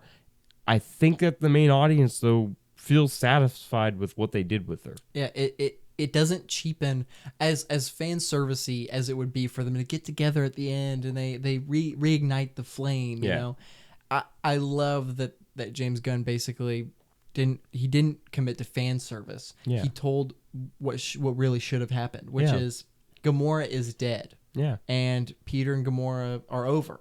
yeah, And this is a perfect way of showcasing without killing either one of them. You know. yeah, absolutely. Yeah. Now, I think we should talk about the biggest part of the movie, which is Rocket. Yes. So Rocket has also shot up in the writing of a character. Yes. Because he was already... Okay, so I'll say this. In my opinion, so Rocket has always been my personal favorite. And I'm not jumping on the bandwagon just because he's like the main character of 3. I've always personally liked Rocket more than all the rest of the Guardians since the first movie. I've obviously loved all the Guardians. Yeah. I especially loved Rocket and Star-Lord. Yes. Rocket a little more so than Star-Lord. And Rocket in this movie he couldn't have been better. He literally, there was no possible way to do it better. And the fact that a CGI raccoon with being voiced by Bradley Cooper can make me bawl my eyes out so much it should be studied in a lab. it should be taught in acting classes. I'm not even gonna lie. And I've heard people say that Bradley Cooper deserves a nomination. He might. He might. Because don't forget, he doesn't just voice him. They mocap him. Yeah. So it's his face too. Yeah. And he shows a CGI raccoon shows more emotion than a lot of the human characters have. Yeah. More than Captain Marvel is a good showcase. He might deserve a nomination, and it would be hilarious to be like, here are the nominees for Best Actor, and it shows, I don't know, Leonardo DiCaprio and in a super serious role, Robert De Niro, all these Joaquin Phoenix, and then it goes Bradley Cooper for Guardians of the Galaxy, Volume 3, and then it shows him as the raccoon. It shows Rocket. Oh my gosh! I think that would be both hilarious. Or I think it would be hilarious and groundbreaking for the Oscars in general. Yeah. To not only have a superhero be nominated, it's actually a super, but it's like the wildest superhero out there. It's a CGI raccoon. It's a CGI talking raccoon. Yeah, who shoots a gun and I think that would be incredible. But I don't know. I think that with what they did with Rocket here, like I was expecting good things with Rocket. Right. But man, like from the start, you literally know from the first second of the film. I feel like the first frame, not obviously beyond like the intro scenes, which was changed and was really nice. Yeah, that was really nice. But from the first second, whose backstory you're immediately watching, and what this movie's gonna entail. Basically, not fully, obviously, because there's definitely some surprises and stuff in there. But that it's gonna be Rocket based. Yeah. And it was fantastic. It The was. cutting in and out between the Guardians, and when they went to the Guardians, they would hop from Guardian to Guardian, interaction, expanding those characters, and then they would hop back into the backstory of Rocket, fleshing out Rocket, even though he's not technically awake in the movie. Which is surprising that he is like hardly even in the movie technically. Yeah. You know? I mean, But he's in the movie, yeah, but but he's his not active. but his character and the writing of it still feels so prevalent to the themes, and it feels essential to the overall like themes and message of the Right. movie and stuff like that. Rocket is one of the best written superhero characters ever, and he sleeps through most of his last appearance, which is when he got the best of writing. Yeah, It's and his backstory. let's talk about with his friends and so the movie opens the way the movie opens. It not only does it set to show it's about Rocket, it also sets the entire tone for the movie. The movie is it's dark and sad. It's very dark, and it's like you said, with his friends and all the animal characters and Rocket specifically. It's horrifying. Yeah.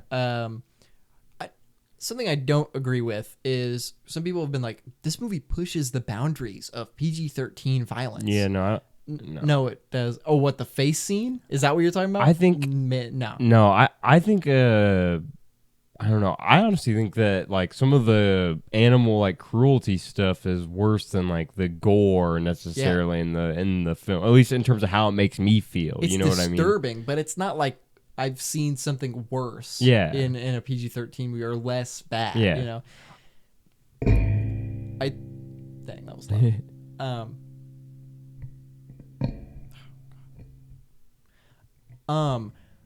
I think, I don't think this movie is like everybody's saying with the gore and like it's. There are obviously some gory moments. I mean, his face literally gets peeled off, which is pretty cool. That's probably that's probably like the most violent thing in a Marvel movie. Maybe. But it's not like gore. Like I don't know. There's not like gore where I'm like, oh, kind of. Yeah.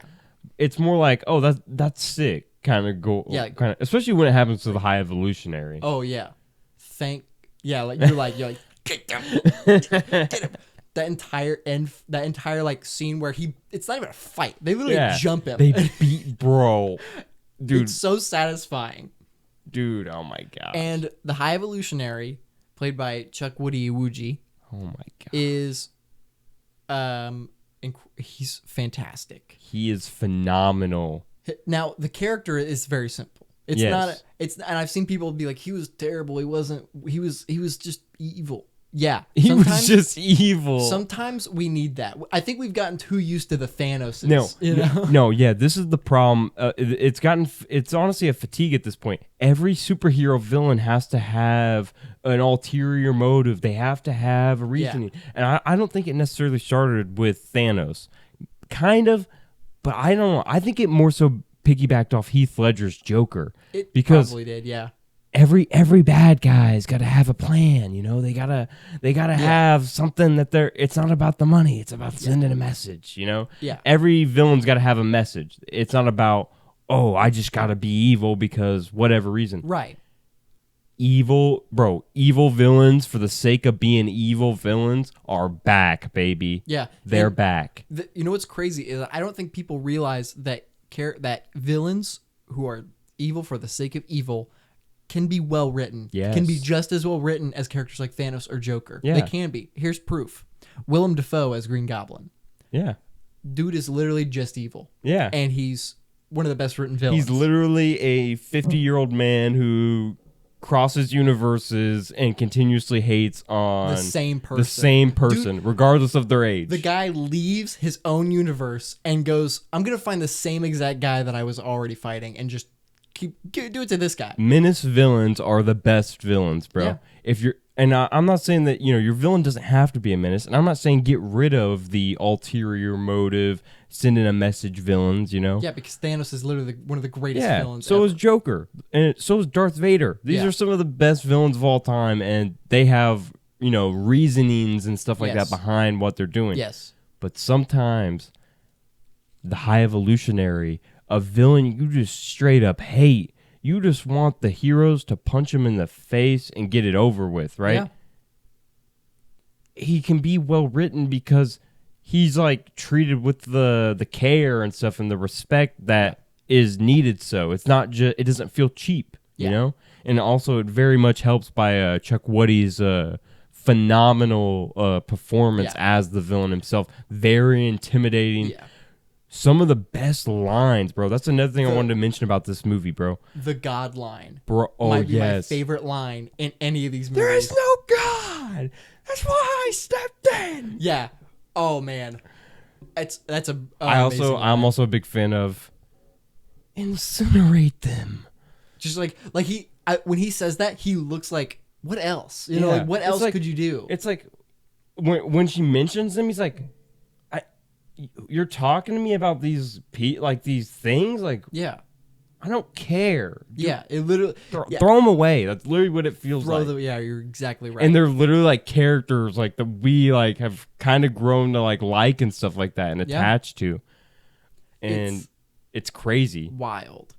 He's so good. I've seen people that are like, well, he's not really great because he at the end he just at some point just starts yelling a lot. And I'll agree, he does at some point it just becomes like him yelling. Yeah. But he's still acting. It's still good. You know, it's still like he's yelling, but he's got things he's saying that's really good. You know? Yeah. And he gave a great performance. One of the best MCU villains, bro. I'm not even joking. He's agree. One of the best MCU villains. I honestly believe this. Yeah. And in terms of like, you know, sending off, you know, a good start to Phase 5. I know obviously the Jonathan Major stuff, but we have two very strong villains to start off the movies in Phase 5. Yeah. And if the Kang thing doesn't work out, Chuck Woody's still alive, technically. We don't know. Bro, I'm not even joking. I've heard people say this, bro. Chuck Woody is Kang, bro. Yeah. I mean, for like, I think, okay, so Jonathan is still, I still think he's a great cast as Kang. And he was incredible. But I think if it doesn't work out, maybe Chuck Woody should just come back. Bro, he's a phenomenal actor. I'm definitely going to be looking forward to like his future projects and stuff like that for sure. But one thing I really liked about Guardians 3 is that it gave me a feeling of memorable lines being back in superhero movies and in movies in general and stuff like that. Yeah. For so long, I feel like there's been movies without like they have some memorable lines, maybe like one or two, but I feel like, I don't know, I feel like Guardians 3 has like a lot of great lines that are just like perfect, you know? Name's Rocket. Raccoon. Dude. Nah, I'm done running. Yeah.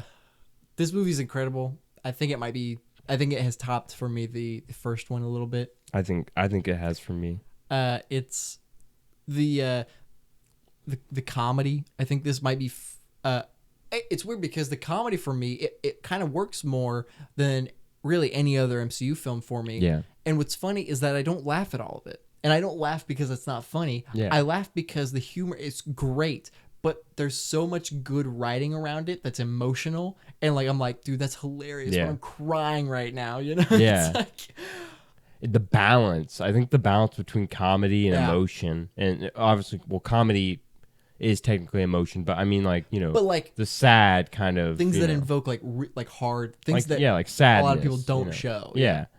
And I don't know. I think that balance, that sweet spot is definitely achieved here. Yeah. And it's honestly, it's kind of crazy that I don't know if any other director besides James Gunn can do that.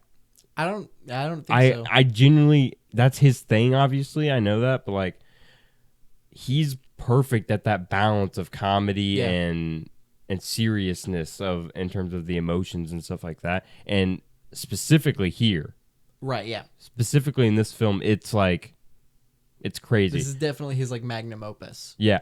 I honestly think that this film is like, it's one of the MCU films that it's like, it's like a film. Like it can actually be like dissected like and like picked apart and like enjoyed and liked by a lot of people. Like how people are like, they're just amusement park films, which I don't agree with. I think you can watch them as that and feel like that, but it's not what they are. Yeah. They're still movies. Definitely not stories. definitively what they are. Yeah. And this one especially not. Yeah, I think this. You're probably right. I think this and like Eternals maybe like actually has like what feels like a movie. Yeah. Well, like Eternals is more so like it's it's kind of like shot and like. Yeah, it's more like it's like a movie, and that's because of Chloe Zhao and stuff like that. Yeah. But the writing isn't necessarily like that, Right. Which Guardians 3 is obviously like, oh, great shots, which by the way, the camera work. Yeah. When he goes through the bullet hole. Through the hole, bro, that's amazing. Yeah.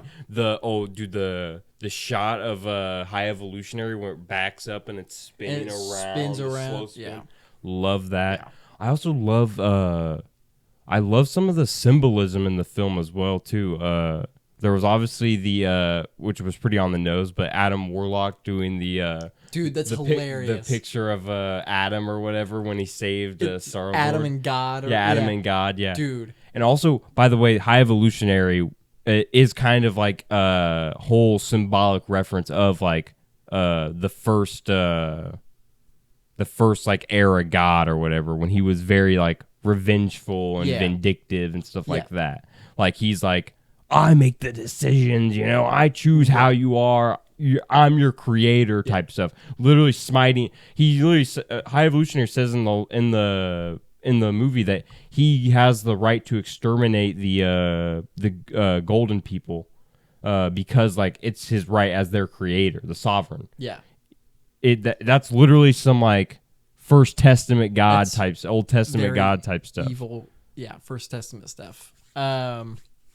It's definitely I don't know. I think it's just on a different level in terms of everything. I agree, and it has to do with the fact that the Guardians movies have never, they're not like an Iron Man movie where they kind of are there to serve the purpose of the next chapter of the MCU. What's this character doing and how's it connect to the wider thing? The Guardians movies have always, like the first movie might be the only one that connects the most to Infinity War and like the arching story. Yeah.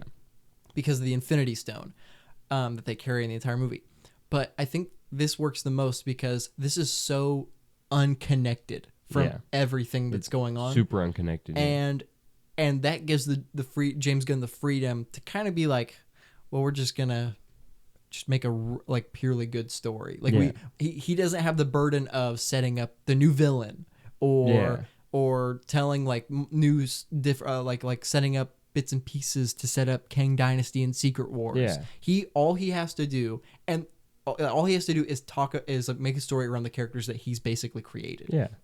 And it's funny because he does kind of set up bits and pieces for Kang Dynasty and Secret Wars at the end of this movie. Yeah. Because purely in terms of like who's left, what we have now. But in terms of like the post-credit scenes and stuff, but like in terms of like inside the film itself, I feel like, I don't know, I feel like it feels like he's like, everything doesn't need a next thing, you know what I mean? And I know that some people might be like, oh, the post-credit scenes they kind of make that hypocritical of a point because like it's like leading into more stuff. But I don't feel that way because it feels like the Guardians that we know them as, are done. It does feel like that. And this is it for them in terms of that group that we know. Yeah. And the new group is obviously they're still the Guardians. That hasn't changed. They're not the Guardians, but they're not they're not our Guardians that we've journeyed with. Some of them are Rocket, Kraglin, Groot,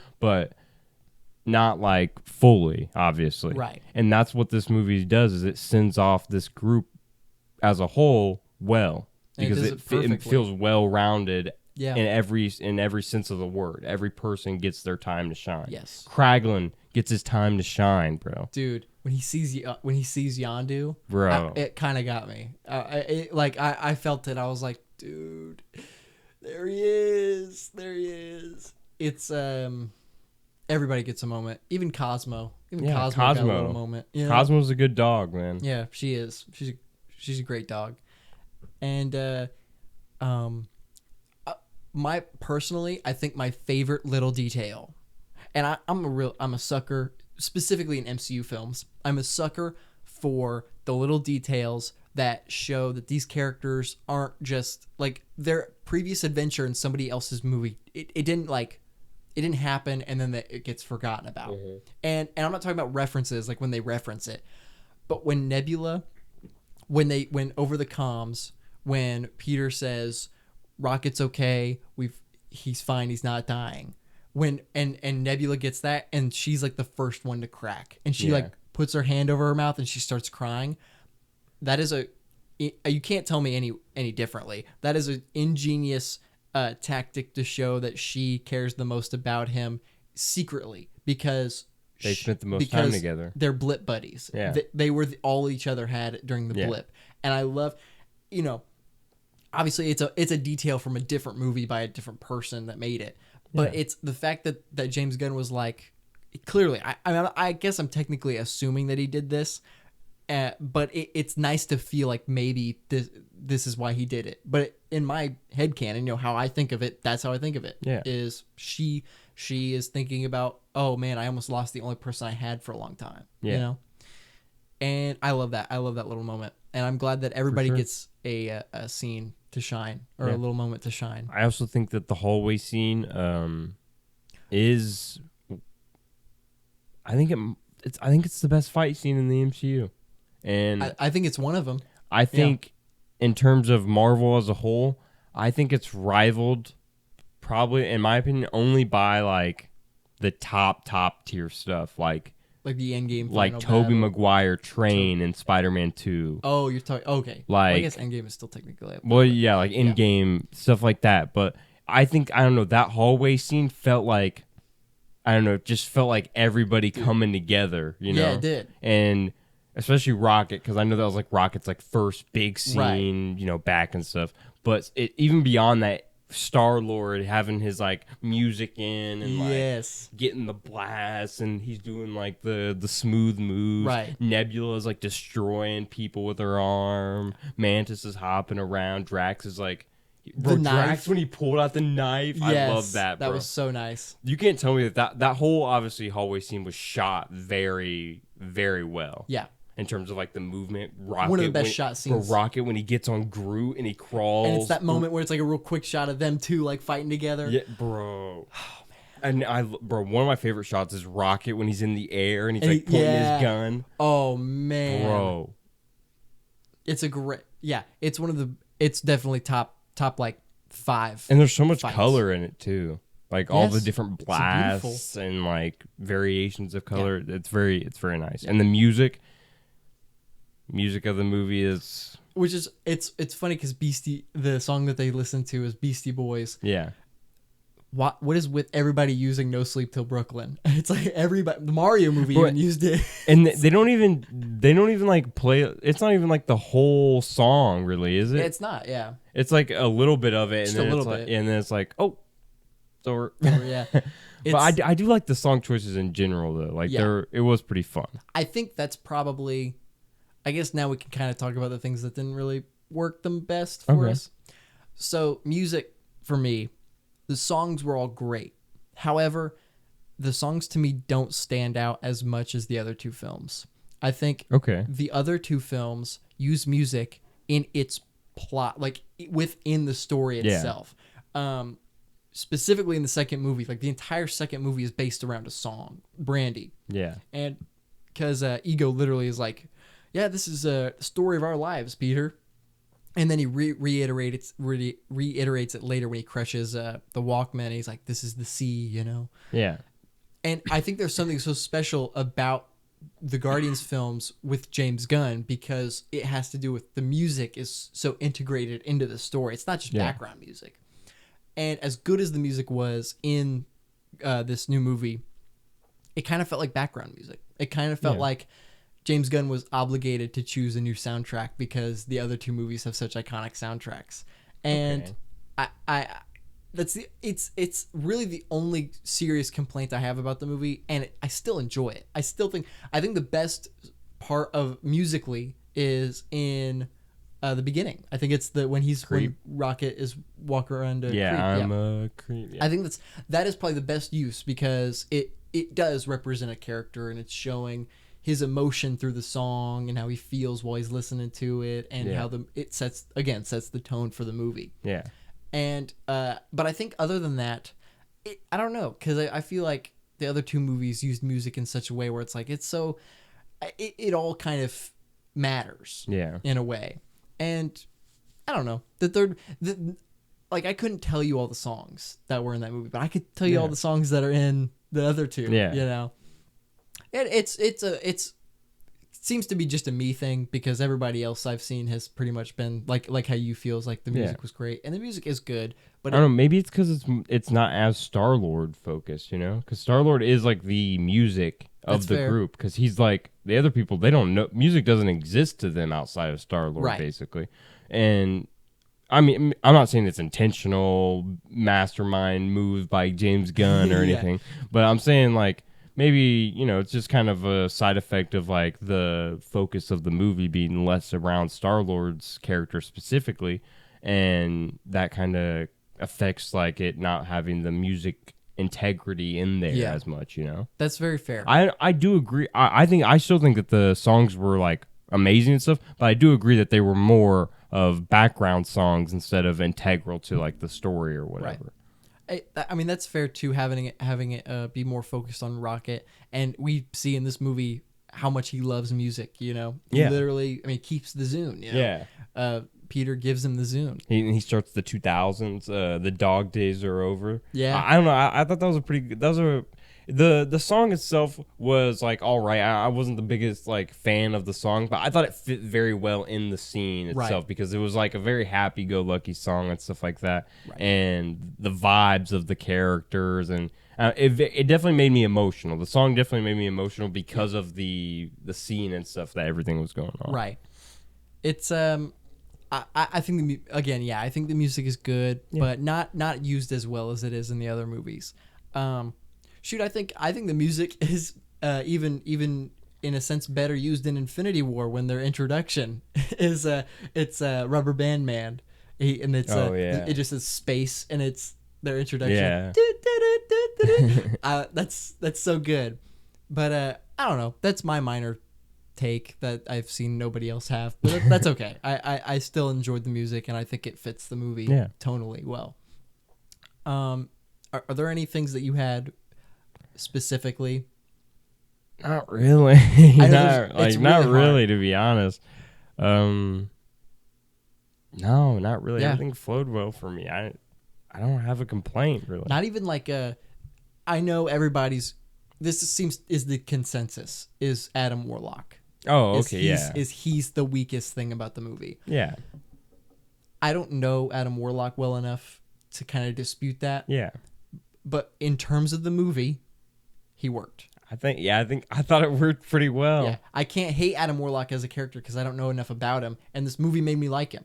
And he works in terms of the movie. Yeah, and his development, his arc is pretty, and you know, it is like a one movie arc. It is like a in the beginning he's the villain, at the end he's a guardian now, but it's still pretty nice, especially with what happened with Groot and everything, and that scene he has with Groot, and Drax goes, everyone deserves second chances. Yeah. And that was nice. His arc was definitely like a fast-tracked version and like a comedy version of Vision. Yeah. And I think it works because Adam Warlock doesn't have that kind of, like, in terms of this movie, he doesn't have the kind of nuance, and Vision right out the gate was like, I'm Vision and I'm going to help you win every fight you'll ever have. Yeah. And Adam Warlock is, I'm extremely strong and I know nothing. Yeah. I'm a baby, you know? Yeah. I think that's what they'll probably build up to with Adam Warlock, is we'll get a more serious Will Poulter down the line. But right now it makes, and especially in James Gunn's movie, it makes sense for him to be a more comedic relief kind of character, because he's a baby. He's a baby. Yeah. And using using Adam Warlock maybe in the future as like the new Vision. Yeah. Considering Vision technically took his spot in Infinity War with having the Mind Stone. Yeah. And he's got a little gem in his face, but obviously it's not an Infinity Stone. Yeah. I think it's fair to say he might become the new Vision character. Yeah. The one that's basically indestructible and nobody could kill, but is also kind of the savior in some terms. Yeah. But the movie was incredible. I know you've seen it twice. Yeah. I've only seen it once, and as of right now, it sits at a 9.5. But I think after a second watch, it could just hit that 10. I think it might. I think it probably will. I think for me, it's probably a 10. Yeah, because I have the first one at a 10, and I rewatched it. I rewatched all the movies leading up to this one, and I still love it. Yeah. But after this, I might have to. I'll either kick it back or it'll be a 10 with it, and this one will just be ahead of it. Yeah. In terms of how I like it. Yeah. And that'll probably end up being what happens. But it's so good. It's definitely the best trilogy in the MCU. It might be the best comic book trilogy. Like that too. It could be. I will say this, it's the most well balanced comic book trilogy. There's not a single comic book trilogy I think that is more equal in terms of, or at least they're not equal in terms of the quality of the movies, but in terms of like overall as a trilogy, it's pretty consistent throughout of the baseline quality you're getting. I think. Well, you know what's funny is you say that the quality is not like necessarily consistent because maybe like the second one could be considered weaker than the other two. But what's funny is the second one does not get any near amount of terms of like, I don't want to say hate, but that's the only word I can use right now. Yeah. Hate than like Spider-Man 3. Yeah. Or even The Dark Knight Rises. Yeah. Or even Batman Begins, which is the first movie of that trilogy. Yeah. I think, this is probably the best comic book trilogy out there. Because I think so. And a lot of people might be like, well, it rivals The Dark Knight. But a lot of people don't like the two movies beside The Dark Knight. The Dark Knight. And a lot of people only like The Dark Knight because of Joker. Yeah. And I'm not saying it's a bad movie. I personally haven't even seen the movie. I'm just going, I know. Bro, what? I know, I need to watch. I know. I'm getting there. Don't worry, I'll get there. I'm just going off of what I know, how people feel about the movies. And from everything that I've seen, it seems like Dark Knight is the one that people like out of that trilogy the most, and there's actually more like shit put onto the other two movies. Well, yeah. But with Guardians, I think the only take that I've seen on the second movie being like not as good as the other two is a guy I watched named Sean Chandler, shout out. He has it at like his bottom tier. Like he doesn't like it at all. And that might be the only take that I've ever seen that's like, the second Guardians movie isn't very good. And so in terms of that, I think this probably is the best comic book trilogy. And for me, I really like the second movie a lot. Like I like the second movie. Sometimes I even like the second movie more than the first. It depends on how I feel. Right. I like them around the same. Yeah. And I like this movie more. Yeah. Than both. All around, phenomenal trilogy. Easily the best in the MCU, and strongly arguably the best in comic book. Yeah. And it's just the movie is just so good. It's good. If you're an MCU fan, you've probably already seen it. Yeah. If you're a superhero fan and you've not been interested in what Marvel's been doing recently, check it out. I think this will reinstall your faith. Yes. And if you're a DC fan, watch it, because this is the kind of stuff that you're going to be getting soon. And after this, thank the gods. Oh yeah, dude, they need it. After this, I can confidently say I'm very excited for DC. I'm excited for Superman and DC. Yeah. I've never in my life been excited for a Superman movie or any really DC stuff, and this is very exciting. Also, I think James Gunn. I think James Gunn should possibly be nominated for Best Director this year in the Oscars. Yeah, that's. Yeah. I think he should, honestly. Yeah, that's. I honestly might consider a robbery if he doesn't get the nomination. At least nomination. Because based on what we get, I know that there's big movies coming out this year. Wes is dropping, Scorsese's dropping, Fincher's dropping, Nolan's dropping. All the biggest contenders. Big names are dropping. Gunn deserves a nom, bro. He deserves a nomination over this. I think if Bradley Cooper doesn't get a nomination for the actor, at the very least, James Gunn should get the direct. director This nomination. movie will definitely probably wins best visual effects. Yeah, I agree. I think it'll probably win best visual effects. Probably pretty easily, honestly. Yeah. What could even top it? No, I mean Not nothing. Quantumania. The Flash. Dude, no, Flash isn't winning. Especially from what we've seen in the trailers. Dude, some of the shots in the Flash look so goofy. It looks the movie looks good, but the visuals aren't living up right now. Yeah, I think it's only contender. I don't think it has one. I don't think so. It's probably standing on its own right now. Yeah. Phenomenal film. Phenomenal. Go see it in theaters, please. Yeah, it's a 9.5 or a 10 for me. This is a movie that will hit on Disney Plus as well as in theaters, but you need to see this in theaters. Is where to watch it. You got to see it in theaters. Yeah. Well, we've talked about this movie for a long time, and I think now it's time to really, really show where this movie lies for us. Get it? So we're gonna do a tier list of all 32 MCU films. Something we have yet to do. We have yet to give our opinion on every single one. I think we should do that now and get it out of the way because that's just something that needs to be done. Yeah, for sure. You guys need to know what we think. Yeah, absolutely. So of course, we're just gonna go down the line of how they release order. Yep. So first up, we got Iron Man. Yep. Where do you got Iron Man? Iron Man 1, 2008. Got an S tier. Do you? Yep, I do. It started the wave. I think there's some great origin story, a great origin story here in terms of just it's an iconic origin story. It really is. It is. In terms of genuine origin stories, it might be the best. Like in terms of introducing a new character into like film. Obviously not new, but like a new film character. You know. And it obviously started the MCU, so it does get a ton of brownie points for that. And everybody misses Robert Downey Jr. Yeah, you can't deny it. Everybody does. I think I'd probably land it in A. Okay. But S completely works for me. Okay. I will say it is probably lower S given everything that has come out. Right. But yeah. But you've persuaded me to put it in S. Okay. The Incredible Hulk is a movie that I defend a lot. Yeah. And I get it. It's got its flaws. A lot of flaws.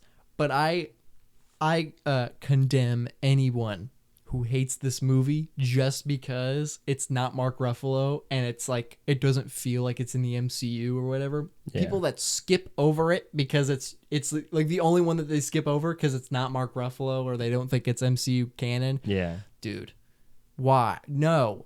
You need to watch all of them at least to get the full picture. Yeah. Watch it at least once. I defend it, and I'm glad that they have brought back now every cast member from this movie. They brought back everyone, except Ty Burrell, but I don't know that we'll see him again. Personally, I think at the very least, Incredible Hulk is a C. I don't think it's the worst of the worst, and I also don't think it's as good to be in B tier. Yeah. But I think it's enjoyable. It tells a good Hulk story. And it's a fine second film in the MCU. Yeah. Yeah, I could see. Yeah, I think C. I think C works. Yeah, because I probably go like C, like a C minus. Like maybe bottom of C. How I feel. Yeah. Yeah, I think that's very fair. I love it a lot. Yeah. Then Iron Man 2. Iron Man 2 also gets a lot of hate. I like it. So first of all, before we get any deeper, I don't hate any of these movies. Yeah. I honestly have a love for all of them. Yeah. Even the one, my least favorite, spoiler, is Black Widow. It's my least favorite. And I still have a good time when I watch it. So a movie like Iron Man 2, which is largely not liked, but it is. It's like liked, but a lot of people think it's like not that good. Yeah. I think is also probably around like a C tier. I think it's like middle C for me, probably. Yeah. Surprisingly, a lot of the first phase movies are C tier, I think. In my opinion, Iron Man 2 is like kind of the dip down for the Iron Man trilogy. Unfortunately. Like if Iron Man 2 was like really good, Iron Man would be a much more highly regarded trilogy, I think. I agree, yeah. It's literally like Tobey Maguire Spider-Man movies is like the first one's great, the second one is masterpiece, and the third one took it down. Yeah. But if the second one was better or as good as the first, it would have been regarded. The second is fun. I'll give it that. It's It's a definitely lot of fun, fun. yeah. And there's some good stuff in there for sure. It has Robert Downey Jr. That's always a good thing. Yeah. But, you know, it has its problems as well. Yeah. Thor. Original Thor. Again, I think it might be C tier. Yeah, probably a C. This one is not as good as Iron Man 2. I think it's because it's Okay. not as fun, I don't think. Yeah, definitely not as fun. It's it takes its time, which surprisingly Yeah. it takes its time telling the story, and it's only like an hour and 45 minutes or something like that. Yeah. But I still think it tells a good story. I think it tells a good story Yeah. of Thor being banished and Loki taking control of Asgard, and it sets up two incredible characters in the MCU, Thor and Loki. Yep. And I think the weakest part though is the fish out of water. Like the best parts of the movie are when he's not on Earth. Yeah. But unfortunately, that's only the first 15 and the last 15 minutes. You know? It's a majority on Earth and stuff like that. Yeah. And but the Earth parts are still good for his character. Yeah. Though. It's still good character And development. there's a bunch of good actors in the movie too, yeah. like Stellan Skarsgård, Natalie Portman, Idris Elba. Yeah. Anthony Hopkins, Renee Russo. Yeah. She does nothing in this movie, and she gets her time in the second movie, though. Yeah, I don't know. I think the first Thor movie, if there are some moments in the film where it feels like it's focusing on the wrong things, or it feels like Thor's in the wrong place. Like it feels like I really would have loved to see a more Asgard kind of focus, or not Asgard specifically, but more like Asgard / 9 realms. Yeah. Not like Earth specifically movie. I still think I would probably I put this probably in between Incredible Hulk and Iron Man 2 for me. Yeah. I think it's like a low to mid C tier. I very much agree. I think it's in terms of that's probably how I would rank it in terms of the first phase movies too. Is literally this order: Iron Man 2, then Thor, then Hulk. Yeah. Captain America, the first Avenger. First Avenger. Again, man, I honestly love this movie. It's not one of my favorites. It's not S tier. I wouldn't even say it's A tier, but I think it's way better than people say. Yeah. I think it's genuinely maybe like middle B. Okay, middle B. Okay, I think I would probably put it at like B minus. B minus. Like a lower B, but I still fair. I'm still a big fan of the film. There's a lot of great stuff in the movie. Yeah. A lot of great actors in the movie as well. Tommy Lee Jones, Hugo Weaving. Yeah. And it introduces a lot of great things. Specifically, Chris Evans as Steve Rogers. Yeah. Obviously, that's the thing with a lot of these Phase 1 movies and stuff. They introduce a lot of people, you know. Yeah. A lot of faces. Yeah. This is obviously Captain America is a long-lasting character in the franchise, and this movie sets up his arc. Yeah. Perfectly. I mean, it really does set up his arc does. really well. I think this is a lot of people's problem with the movie, and I think it's definitely like one of my issues with the film, but I don't think it's a problem necessarily. Is that it montages through the World War II stuff, but for me personally, I was more interested in the story that it told rather than the action like World War II stuff he was doing with the Howling Commandos. Like we saw the bits and pieces of that we needed to see, but for the most part I wanted to see, you know, when was he gonna find Bucky, when was he gonna fight Red Skull, you know. I wanted to see his becoming Captain America more so than the actually like being, I guess. I don't know. It's also a great like period piece. Like it really this movie feels like a real like 1940s. Like it feels like the 1940s, and I think they did a good job with the even the music too. The music fits it like it's the 1940s too. It's so nice. I would have this. I could probably settle for the B minus. We'll see as it goes along. But for me, it is like middle B. Okay. The first Avengers film. First Avengers. Now I'm not gonna sugarcoat it. This is an S tier for me. Yeah. This is S. This is one of my favorite films ever. Which first of all, a lot of these movies are, but specifically a lot of the S tier movies are, but this one is like, if I had to name top 5 movies ever, the first Avengers might be in that, because it's got, I literally remember when we got to see the first time these characters come together. Yeah. And it's an experience. It's an even better experience than the movies that we've gotten recently, because it was such an achievement. Yeah, it can't be replicated because it was the first. You know what I mean? Exactly. There was no team up movie, you know? Right. Like there was no Justice League movie. There was no, and there still isn't. Yeah. There was no Avengers movie, obviously, previous to this. There were X-Men movies, obviously, but not. Yeah. But that's not multiple different characters that have their own storylines crossing over into this team. That's a set of characters that all share something in common, that all follow a coherent storyline together. It's not like we were waiting to see like the Guardians come together. Yeah. They're just the Guardians. Yeah. You know, they are together. Yeah. But the Avengers, this was a monumental moment in the MCU and in comic book movies. Yeah, in comic book movies in general, you're right. And I love it. So many iconic moments, obviously. Yeah. Probably honestly might be the most iconic moments in one MCU movie might be in this movie. I think because like it's filled to the brim with them when you really think about it. Also, possibly the only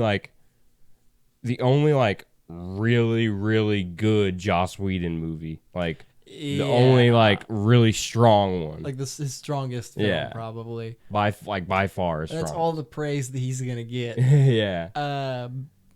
Even though the movie is like a lot of them just standing around. I'm not gonna lie. But the beauty of it is that it's not just people that we've seen before standing around talking to each other. It's people that we wanted to see interact with each other, interacting. Yeah. That's all. And I think that's why it's more than just dudes standing around arguing and stuff. Yeah. It's Thor and Iron Man, who we've never seen before on screen with each other, talking and arguing and fighting.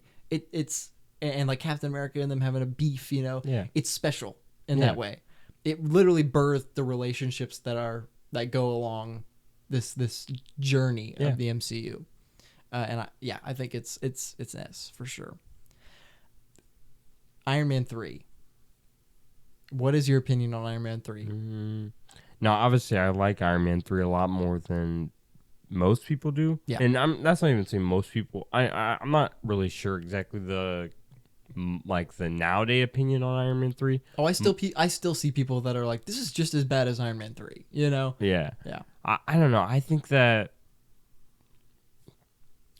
it's definitely great. Not great, but it's definitely a really good movie with a good storyline. You know, it's a good Christmas kind of feeling movie. It is a Christmas movie. I don't care what anybody says. And it has a lot of, some of the best moments in terms of Iron Man moments are in Iron Man 3, you know? Yeah. And some of the most heartwarming kind of moments. And I know it gets a lot of flack, you know, for the villain and stuff like that. Yeah. But I don't know. It's still good. There's still stakes, you know? Yeah. There's still stakes and there's still entertaining moments. Like when Tony's house blows up, that whole scene is like really good, That's a great scene. Him sending the armor to Pepper and everything. It's a very good stuff. And I love the whole incorporation of like sending the armor and stuff like that. And I wish they still had that. I wish they still did that. Yeah, that the pre-nanotech era was different in terms of the suits, and this obviously has the big all the suits come out and everything. And did this film introduce Iron Patriot? It did. It introduced he was War Machine. Yeah, he was. And then this movie he was like, I'm actually Iron Patriot now. Yeah. And then this was his first time being Iron Patriot.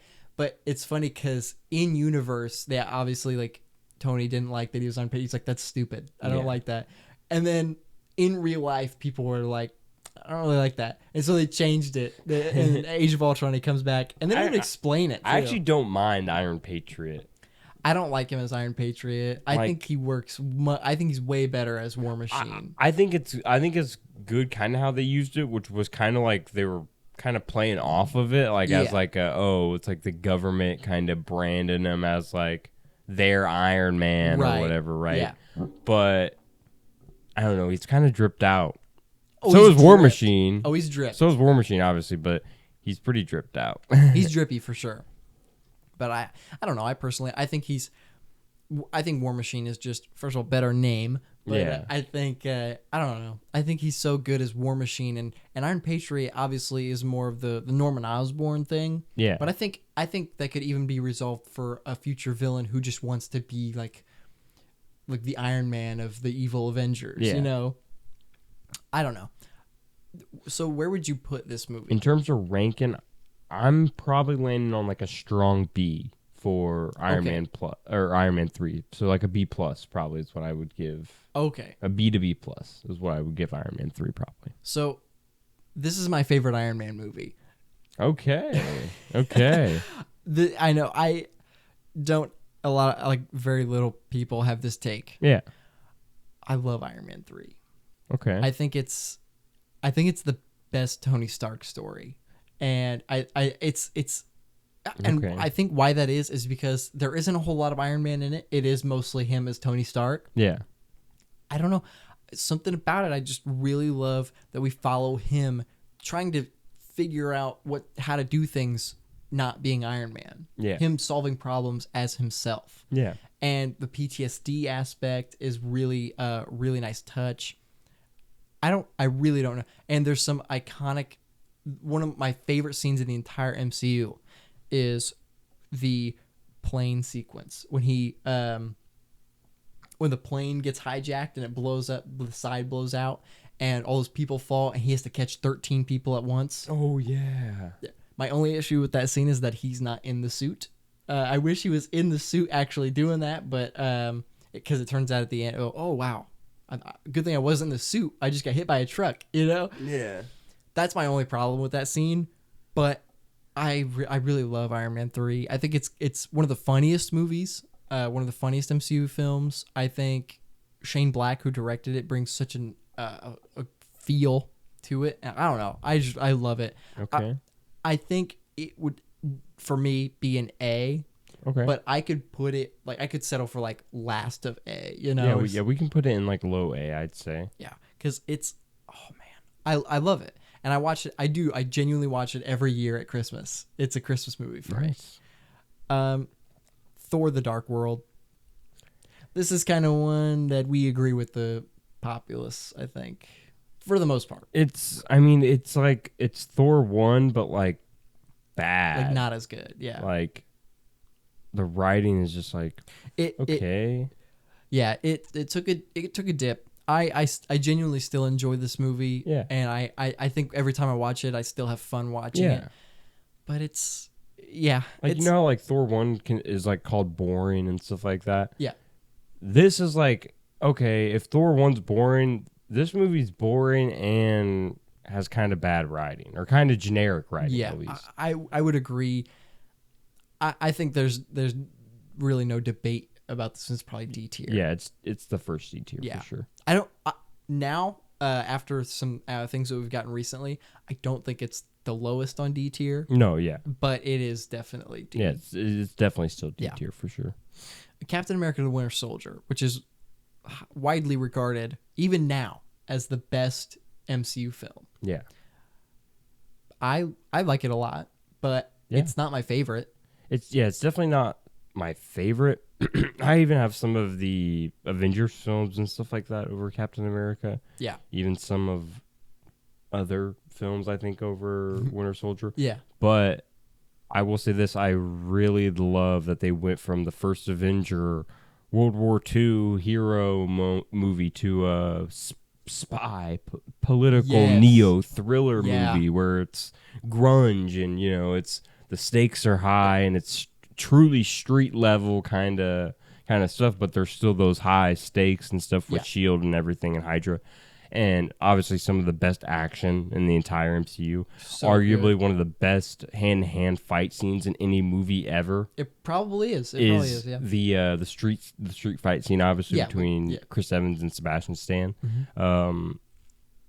Sebastian Stan returning as Bucky Barnes in this movie. Really amazing choice. Yeah.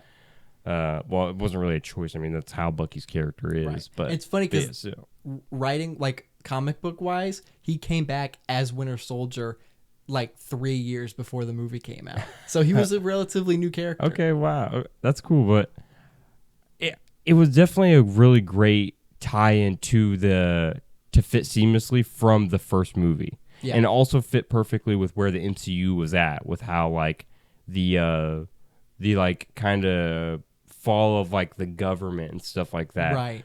Which was a pretty prevalent trend in the MCU after this movie specifically, with the Civil War and everything, which is kind of like the government kind of breaks up the Avengers essentially, right? So this movie kind of foreshadows that a little bit with how the government is getting, impenetrated. And obviously this has led up to now with Secret Invasion, which a lot of people are hoping Secret Invasion is reminiscent of Winter Soldier, I imagine. Yeah. It feels like it might be. And from the trailer, it definitely does. Yeah. I still think this is probably an S tier movie for me. I probably have it at mid to low S tier. Okay. Instead of top of S tier though. Okay, that's fair. I think it's, as much as I do think it is pretty much as good as everybody says. Mm-hmm. I don't have that feeling that everybody has for it, Okay. where it's like, dude, this is incredible. Yeah.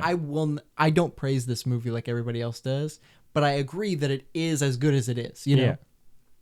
And so for me, it's more like high A. Okay. Okay.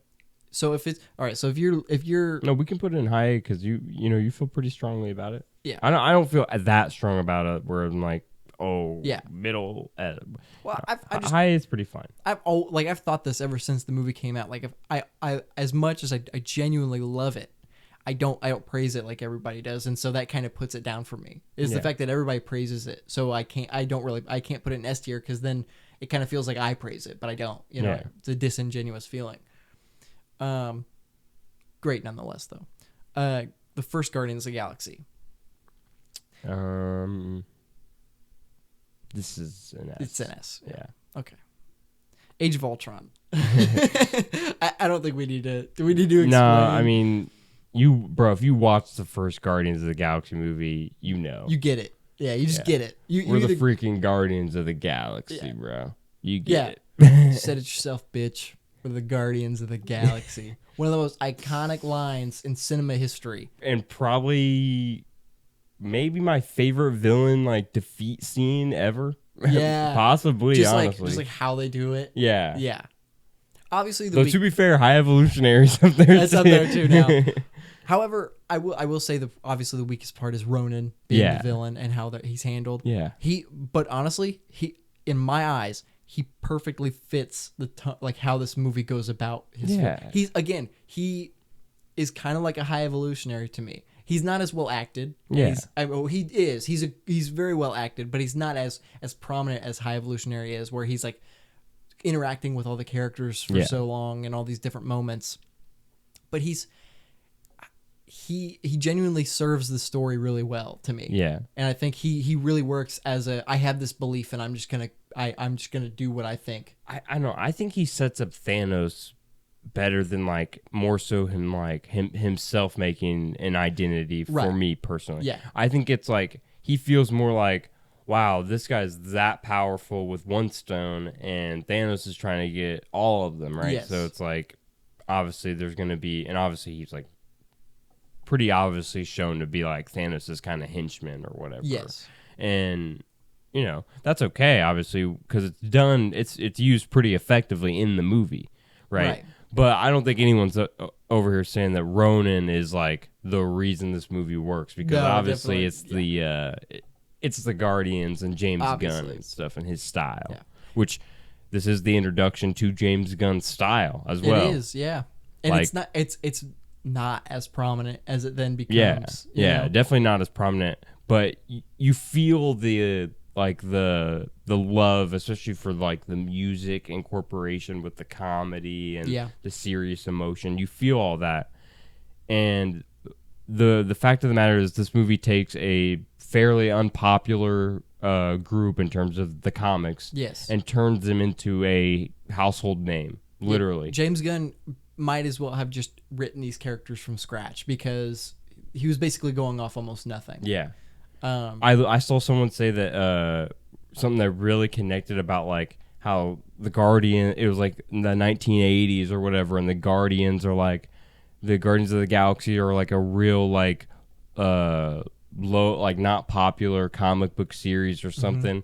And no one saw anything worth picking up or anything in them besides James Gunn saw something in a Guardians comic book or something that really made him connect with it and make him want to pursue that storyline. Right. And obviously seeing where he's taken it today it's truly some phenomenal stuff. It's magical and beautiful. It really is. Avengers Age of Ultron. Again, a movie I have higher than probably more people. Yeah. I'll say right now, I always say this every time I talk about Age of Ultron. This movie feels like a day in the life of the Avengers. Yeah. I think that's why I love it so much. Is because it does. The worst part to me is that it feels like that, and Ultron is the villain. Yeah. If it was a different villain, it would honestly be way more like, oh wow, this is such a good movie because it really just feels like a lot of fun with the Avengers, you know? Yeah. But since it's Ultron, a character who is shown to be more powerful than anybody we've ever seen, it kind of sucks because he's kind of underutilized. Yeah, and the thing is Ultron is like, I like what we see of Ultron in the movie. Like I like it. There's just not enough, and we know that we know that there's not enough. You know. And he obviously is a villain that shouldn't be a one-off movie, we kill in the same movie he's introduced kind of villain. Right. He obviously should be a villain that is like a multi kind of project kind of guy. Yeah. Now, granted, I still do like the way that he goes out in terms of how Vision kills him and stuff. Yeah. It's still a very good scene. Great scene. I was born yesterday, and it's still a good scene. And this movie in general is very fun. It's a very fun movie, I think. Yeah. It introduces the Scarlet Witch and Quicksilver to the MCU. Mm-hmm. And kills Quicksilver off as well in the stupidest way possible. There's just a lot. There's a lot to like, I think, in this movie. Despite what I know a lot of people say, there's just a lot of fun stuff in the movie. Yeah, and it does spend a lot of its time setting up Infinity War. Yeah, and even Civil War. Yeah, and Civil War. Yeah, but honestly, it doesn't bring it down for me because those are just small parts of what is genuinely a great fun movie. Yeah, a fun time with the Avengers is literally what this movie feels like. And I think what really hones that feeling in is the fact that the party scene, we see them being normal people just for like an entire getting drunk, trying minutes. to lift Thor's hammer and stuff like that. Yeah. So think about it. We get this scene that makes them feel like dudes hanging out, and also we get it at the end as well with the elevator. With the elevator scenes of them joking, kind of just in a normal kind of dude environment. Yes, exactly. That's something that this film does display really well, is like the Avengers as people, which isn't shown again. Like, it shows that they're human, but this shows that they like have life and personalities besides just being the hero, or whatever. And even like Thor, God, still feels like interactable and stuff like that, right? In a common kind of world, Exactly. And I think that's what's so special to me about Age of Ultron is that it is the movie that made everybody human. It genuinely is the movie that made you realize, dude, Thor's just a guy you want to hang out with. And Captain America, this guy who's like almost 90 years, like who's supposed to be 90 years old, something like that. And he's like a chill guy to hang out with. This movie is it's very special to me, and I think it's much better than people tend to say. I do think the weakest part is Ultron, just with how he's used. Yeah. But even then, I still like and Quicksilver. Yes, and that. But even then, I still like Ultron in the movie. Yeah. I still have fun watching him. And the dude who voices him, James Spader, bro, he's perfect. which is why it sucks because they literally had an incredible design for Ultron, and an incredible voice for Ultron, and they kind of squandered it a little bit. But they have the chance, he could return. There's rumors he's going to be back in Armor love to see Wars. like the what if Ultron Eventually. in live action. Yes, at some point, bro. That would be great. Oh my gosh. Hell, dude, if they say, screw it, we're going to bring Ultron back and he's going to be the villain after Kang. If they did that, I honestly might be able to... I might be in a good way. I think could be effective, yeah.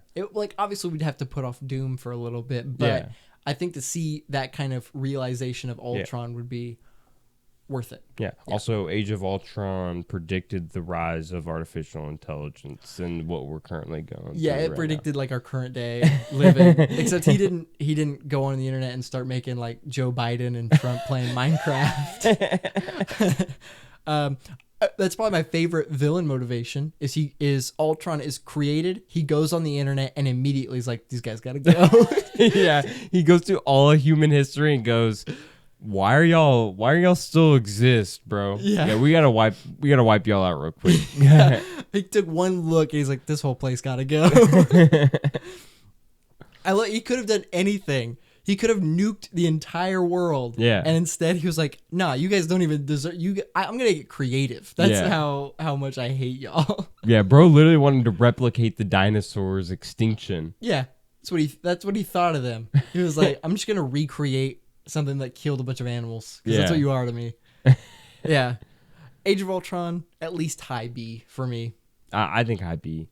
Yeah. It's I like it more than Captain America, the First Avenger, and I like it a lot more than pretty much everybody else, to be honest. Speaking of which, Ant-Man. First Ant-Man. A movie that is... Okay, it's the most underrated MCU film, I think. I'd probably say so, yeah. I think it's tied with the most underrated MCU film with the first Doctor Strange. I think it depends on who you're like, the corners and stuff, like what exactly you're like, what exactly you're seeing in terms of like people's opinions on the movies and stuff like that. But I definitely agree that Ant-Man's the first Ant-Man in particular is probably definitely the most underrated movie. Yeah. I honestly think it's probably like tied with underrated wise with the first Doctor Strange, just because I don't see anybody talk about that movie. Yeah. But I think it's underrated because people like hate on it, and just because it's like it exists because Ant-Man's a dumb character or whatever, and it doesn't tie into anything else really, and other than Civil War. But it's for me, I'd still probably put it in B tier. Yeah. But I think it is a high B tier for me. Okay. I think it's a really good heist film, and it does a great job introducing the everyday kind of people in the MCU. Yeah. But they are like part of the hero kind of gig. You know? So do you have it over Avengers: Age of Ultron? I think it's okay. So it's high B, but I think I'd probably put it like not at like I think I like Age of Ultron a little more. So do you think it'd be like in between? Yeah, I think it'd probably be in between. That's how I feel about it too. I think it's in between the first Avenger and Avengers: Age of Ultron. Okay, yeah, that feels right. Civil War. So everybody likes Civil War a little. I think a lot of people like Civil War less than Winter Soldier a little bit. Yeah, but for me, it is. I think it's an S tier. I think Civil War is an S tier. I think so too. I love Civil War. Yeah. I've definitely watched it a lot. I think Civil War is probably my most watched MCU movie. There was a point in my life where I would just like turn on Civil War and just like watch it. I think mine is probably Ragnarok, but I think before that it's this. Yeah. And I don't know, I think that overall, I think it has one of like the most like invigorating storylines, Team Cap, Team Iron Man, pick a side. Yeah. And it's got a very personal story too. Oh, very personal. It's, he killed my mom. Yeah. It's dude. Oh my gosh. This movie gave Tony probably the most character development of any of the movies, I think. It really like showed like how his parents, even though Granted, his dad wasn't the best dad to him. Yeah. What he's willing to do because of what happened to them. You Yeah. know, it's like it doesn't matter. You still His killed parents, my yeah. parents. You know, Yeah. I'm gonna kill you now. Yeah, it doesn't matter that he was brain controlled or whatever. Yeah. Maybe the most emotional development. Yeah. That's probably more fitting. And it obviously introduced Black Panther. Yeah. Incredible introduction of Black Yes. Panther with Chadwick Boseman legendary playing him. Chadwick Boseman, Yeah. as well as introducing Tom Holland to the role of Spider-Man. I can pinpoint my exact location where I was when I heard that that Spider-Man was in the movie. I was in our middle school library, and Okay. we were like in the library, and we were just sitting and chilling on our phones, and I was scrolling through my Instagram, and there it was, trailer for Civil War, and then after that a photo of Spider-Man in this trailer for Civil War. After that, another photo, and I had to look it up because I had to make sure, and it was real. And I think I kind of sat there and kind of like cried a little bit. I'm not gonna lie, and it was the first time that it was the first time I actually like registered. This is like a business thing. It's like this is Sony letting Disney use this character, and I knew it was special. Like I knew it was more than just Spider-Man's in this movie. It was we've actually got something worked out to where we will see him with these people more. Yeah. And it was, dude, it was a special feeling. I literally went home, watched the trailer, jumped out the seat, ran around the house. I was like, the movie. Incredible feeling. And I think it's a little biased, but I think that's probably why I have the movie in S tier. Yeah. But also the movie is just an S tier to me. Like It the is story is it's a very good movie. genuinely like looking past the time when the movie came out and I was watching it, couldn't wait to see Spider-Man. That was like what I was waiting for. Yeah. But now watching it, it's like this is just a really amazing movie. It has genuinely good themes that fall in line with, like I said, it falls in line pretty much with the kind of like Captain America storyline they were going with, which is like the government being corrupt and stuff like that. It's obviously kind of at a boiling point with Civil War because like that's like the whole basis of the movie is the Sokovia Accords and everything with the government. So I think it handles that transition from the previous movies very well. Yeah. And it's obviously the third and presumably final Captain America movie. Well, no, because Captain America 4. Steve. It's presumably the last Steve Rogers movie, Right. yeah. And even though it necessarily doesn't feel like a Steve Rogers movie, but it does at the same time. he's still the main character. Yeah, you know, he still feels like the main character, but he shares it with Tony a little bit, and it feels right that he shares it with Tony because it's Civil War and it's about their motivations, right? And it's about us getting behind one of their motivations, like the heroes, Mm-hmm. or it's about you not getting behind either and being like, y'all are dumb for doing this because big purple guys come in. Fuck your shit up. Yeah, you guys are doing this and it doesn't even matter. You guys are gonna die. But hey, this movie is important because this movie is the exact reason why they lose in Infinity War. Yep. It's because they weren't all together. Exactly. Their division and Tony's kind of arrogance to like not call Steve immediately. Like he does go like, oh, okay, I'll do it, but it's too late. Yeah. He should have done it as soon as he heard. He should have gone, gotta get back together. I think Civil War is definitely an S tier. Yeah. Um, In terms of like in S tier, I don't know. I think it's definitely higher than low. You know, I think it's higher than the bottom, but I don't know if it's better than Guardians. Yeah. I think it's good right there for now, but I still don't think it's low S. I think it's like mid S for me. Yeah. Like in the middle of that's S. probably how I feel too. The first Doctor Strange movie. First Doctor Strange. Again, very underrated. Yeah. I think it's structurally very good. And I think it's got the same kind of issue as Ant-Man in terms of both of the movies are kind of the first Iron Man movie. In terms of like its structure and its main specifically with Doctor Strange, its main character is very similar to Tony Stark. Yeah. But I think the first Doctor Strange movie is probably a high or mid B. I think it's Yeah, that's where I think I'd land on it too. I think it's underrated, but at the same time, kind of feels like right where it needs to be, in a strange way. Fun fact: did you know Ryan Gosling was apparently in talks, or even so far as there was concept art made of him as Doctor Strange? Are you serious? Yeah, and it would have been funny, obviously, because Ryan Gosling and Rachel McAdams are the two stars of The Notebook. Yeah, The Notebook. Wow, I didn't know that. But yeah, the Ryan Gosling could have been Doctor Strange. Yeah, That would be wild. but obviously, Benedict Cumberbatch should be Doctor Strange. Yes, Ryan Gosling would be probably comedically funny as like being Doctor Strange. Honestly, Yeah. I'm glad Benedict Cumberbatch was so the happy. guy. I'm so happy For sure. he was Doctor Strange. And this is definitely a great origin kind of movie for him as well in the MCU. Yeah. He's one of the best comic book castings. Yeah, and out this movie's visuals as well. It's up there too with the best visuals. Definitely up there for sure. The second Guardians. Guardians Volume 2. Okay, me personally, I have this in S as well, like a low S.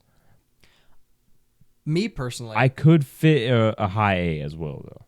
well, the thing with me, I honestly might put it in low A. Okay. Or, well, no, I won't say low. I'll say middle A. Okay. However, a high A doesn't bother me. Okay. So I think I could put it in a high A. Okay. This story is, I think my biggest issue with this movie is probably how much like exposition is in it, because with Ego kind of only being kind of an exposition machine for the most time in the movie. But it honestly doesn't bother me that much because I still think the story is incredibly well written and it's another very personal movie. And it's, I don't know, it's very, it tells the story that it needs to do. It's very secluded in itself. Yeah. It takes place on one planet, you know? Yeah. So, yeah. He may have been your father, boy, but it wasn't your daddy. Yes, and it made Yondu one of the greatest comic book characters and deaths ever.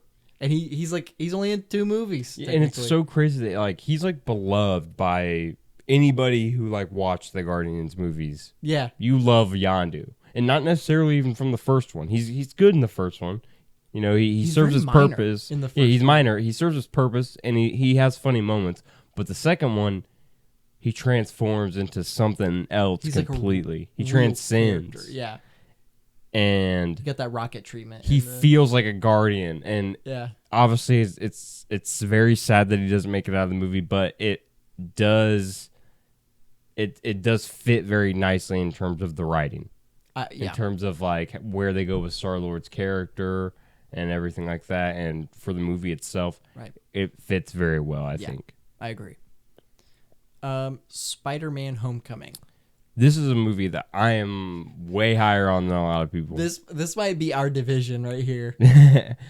Okay, so for me, Spider-Man: Homecoming is like, it is a Spider-Man story, like incarnate, essentially. Like it feels so much like a Spider-Man story. And I know people detract, will say that it doesn't because of the involvement of Iron Man. But I don't think that detracts from how Spider-Man-y this feels. Yeah. Like the doodling and like the school. I think it's at its peak in terms of those specific aspects of Peter Parker / Spider-Man's life. I think the teenage kind of life is at its peak in this movie. Okay, yeah. Because it's not like oh, Tom Holland's going across the world to capture Zendaya's heart, right? Or he's trying to save the multiverse with this, Spider-Man variants and stuff. No, this is his prom date's dad is turned out to be the supervillain of his story, and he has to save the day without the help of the technology that he's been relying on. That's what's so funny to me about this movie, is that a lot of people complain about Tom Holland's reliance on the technology in the MCU and stuff like that. And they obviously, in No Way Home, have stripped them from it again. But he's already been stripped from it once. Homecoming's like the whole like twist about Homecoming is that he doesn't have the he doesn't have the suit to to do the work for him anymore at the end of the movie. Right. He has to make it work with what he has. Yeah. And he learns that this being the suit is not integral to who Spider-Man is. It's himself. Hence the whole seeing himself in the reflection of the water and stuff when he's lifting in the building and stuff like that. Come on, Peter is an incredible scene. Oh, yeah. So good. I think for me, I land at low S for Homecoming. Okay. I think I might. I kind of like maybe middle B. Okay. Honestly, but like obviously we can compromise somewhere. But I think for me probably middle B. And what's funny is I agree with literally everything you just said. Yeah. There's honestly I can't really think of a reason why I really don't like this movie as much as you or maybe like a bunch of other people. Yeah. Because when it first came out, I was really excited. I left the movie. I loved it. I still love it. I don't know, but there's something about it that every time I think about it, it feels, this is going to sound like a really kind of a big insult. Yeah. But I promise I don't really think that it's a bad movie at all.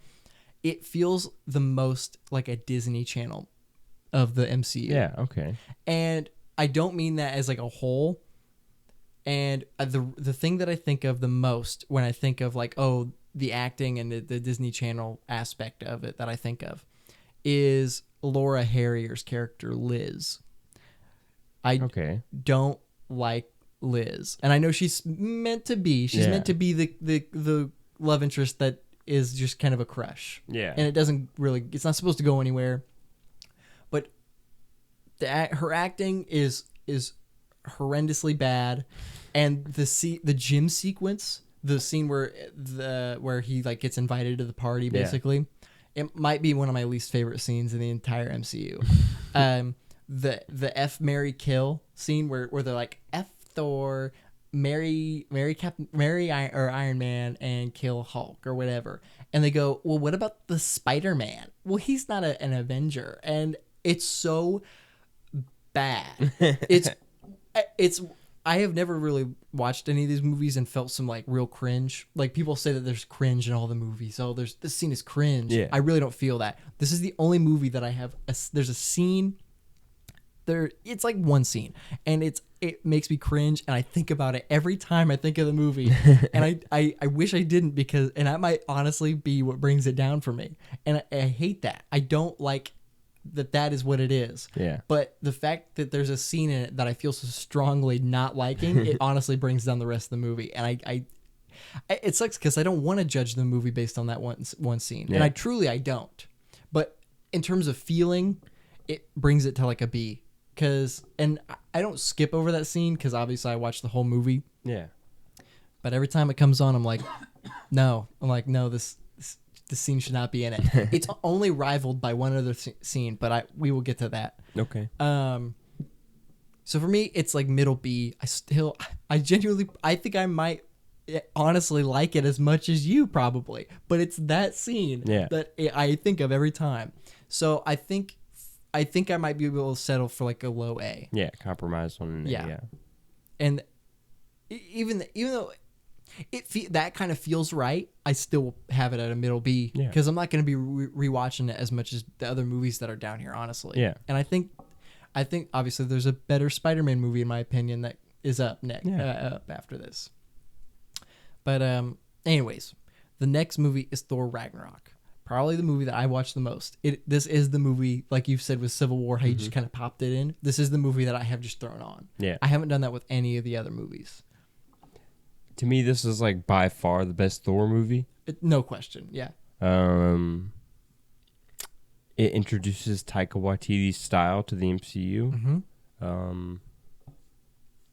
Handles Hulk, coming into this movie really is like a rejuvenation of like Thor's character. Yeah, it really rewrote his character kind of.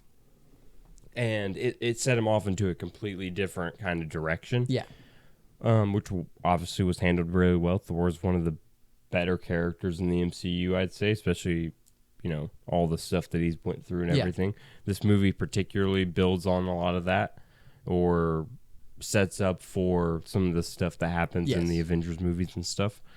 I think that it has a great cast of side characters as well, introducing Valkyrie and Grandmaster. Yeah, Grandmaster. Obviously, Bruce is a side character as well in this. Loki's very good in Ragnarok. I really like his role in Ragnarok. And of course, Korg. Yeah, Korg. Can't forget Korg being introduced in Ragnarok. Yeah.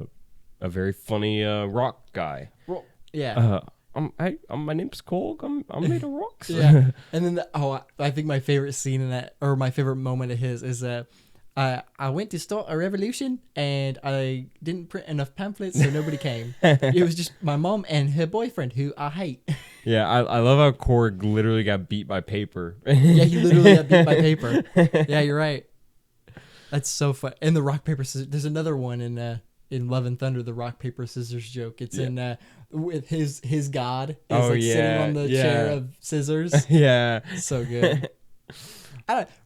Ragnarok is kind of it's I can't really say much more about it. It truly is like just like Hela obviously being the main villain. Hela, Kate Blanchett, Hela, definitely a very she's a very great villain. I mean, she's intimidating foe that, although I find some of the lines and stuff to be kind of like showy a little bit, like they're a little like show offy kind of. Yeah.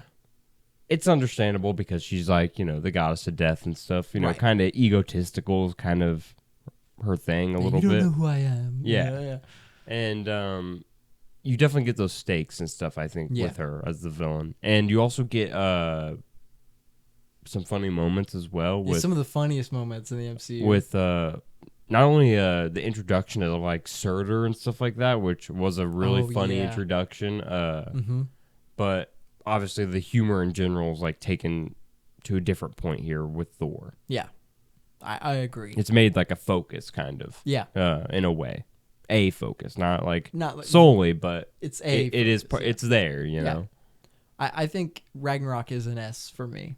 Okay, yeah. I think like low S probably for me is for Ragnarok. It like when before Infinity War came out, it was probably like one of the only S tiers that was up there along with like maybe like with like Avengers and Civil War and Guardians. So it's like now it's kind of moved back because of what's come out recently.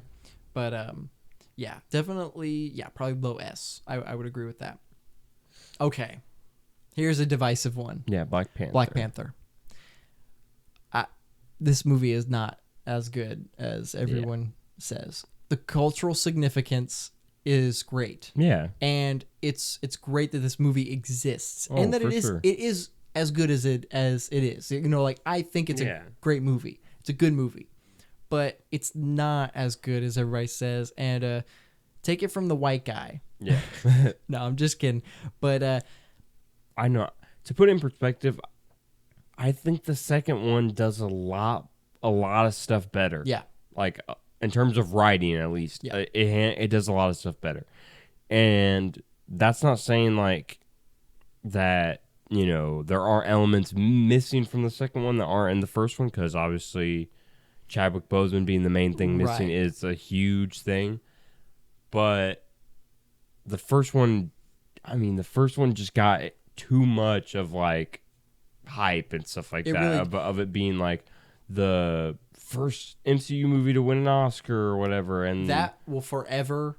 And it also crossed a billion, didn't it? Black Panther crossed a billion as well? Yeah, I don't really care if it crossed a billion. I mean, Captain Marvel crossed a billion. It didn't need it either, but it's the money aspect to me doesn't really matter. It's literally the fact that it got nominated for an Oscar is what is like, what we really let like just, it's like, because there's, it's just like the kind of people that are in it. You know, that's only why it didn't get nominated for its story, but also it's an all black cast. Like Black Panther Wakanda Forever got nominated for an Oscar and won an Oscar that it deserved. The costume designs, which it deserved that, deservedly so. But I don't know, it just, especially with Black Panther, it felt like everyone was like so excited and giving so much praise to a movie that I just felt like was okay. Yeah. And that's not, I mean, obviously we don't know what it's like. to Oh, feel yeah. the way that people felt for this movie. This We is will like never understand that. For a lot of like black people, this was the first, like, for a lot, especially a lot of people that didn't grow up with Wesley Snipes' Blade or anything like that. This is the first black superhero. Yeah, but even then it's more of an impact because it's not only is he one of the first black superheroes in general. Yeah. And also to have a movie not like disregarding Blade. Yeah. But this movie is about a black king who is literally the richest person in the world. Yeah. Who is he's the king of the most advanced nation in the Yeah. world. And obviously that's important to to have a little black kid see on the screen. And Black Panther is obviously he has cultural significance in terms of very important his significance. impact and stuff like that. And that goes for Chadwick Boseman and Black Panther as like the character and the actor. Right. Both of them together have that same impact of having that impact on a younger generation of black kids and stuff like that, for sure. But, and also Michael B. Jordan. Right, yes, Michael B. Jordan. Well. Great performance in this. But that being said, as a movie, it did not deserve the kind of praise that it was getting as a movie, like Oscars. Yeah. Other than the costume. I will say the Best Picture, I should the most say. surprising thing about this movie is that it technically kind of leads off after where Age of Ultron it does. leaves off in some regards with Andy Serkis's character. Yes, it's a nice follow up to some Age of Ultron aspects. Yeah. And obviously it's a follow up to Civil War. Yeah. And it does a nice job of going right off the back of that, basically. But I think as a movie, it is weaker than a lot of the ones that I have in front of it. Yeah. It did get a lot of praise. Yeah. I honestly, for me, I don't know if I can put it in B tier. Personally, I don't know if I have it on the level of the first Avenger or Doctor Strange or Ant-Man. I think it's a high C for me. I personally, I already have it at a low B. Okay. But I can kind of put it at a high C. I think it might fluctuate depending on like where we rank some of the rest of the stuff, because some of the rest of the stuff kind of fills in some of the areas down there as well. Yeah. But we can go low B right now if you want. If you're more comfortable with the low B, I can go that. Honestly, I'm comfortable with either. As long as it's not in front of the first Avenger, I'm good. Yeah. For right now, let's put it in high C, and then we can look later. And See if it doesn't moves up. if it doesn't match with like the ones that are in here, it'd be like, well, we think it's better than that. Okay. Infinity War. Infinity War. The King of Kings. Yeah. It's an S. It's an S. Yeah. It's top S. I think this is the one in my YouTube video that I made. This is the one that I literally did not explain at all. I just went, it's an S, and then moved on. Yeah. I mean, it really doesn't. I mean, it doesn't need any explanation really. If you saw the movie, you know why it's an S. Yeah. It's that simple. Kind of like Guardians, but a little different. It's a Yeah. little because this one was like much more worldwide received. Yeah, like people, everybody. You and were their grandma. most likely in the like if you're listening to this, you were most likely watching it in the theater. Like a lot of people saw Guardians in theaters, but a lot of people also waited for it to come out. Yeah. I honestly don't know anybody that waited for Infinity War. I think everyone in the world saw this when it came out in theaters. Best villain, best action, best everything kind of. Yeah, there's just so ending. much to like. Yeah. It's great. It really is. And this is the most like roller coaster of of a film. And I honestly would say that this is the only MCU film that rightfully is like amusement park. But it's different because it's not like just, I mean, it's a lot of just stuff happening. Yeah. But the reason why I wouldn't be like, well, it's just amusement park movie is because there's incredible writing behind it. It's not just people fighting, It's got it's the incredible story of Thanos. Essentially, it's his movie. Yeah. So I think, S tier. For sure. For that, for sure. And we'll arrange it later. I think it's much higher than that, but Ant-Man and the Wasp. The more that I have thought about this movie, especially since Quantumania, I think it's gone down. Okay. I wouldn't say D, Yeah. but I think it's low C. I think it's low C as well. I think it's... I enjoy it better than Hulk, but I think Thor's better. What do you think? Because I could put I might like Hulk a little bit more, honestly.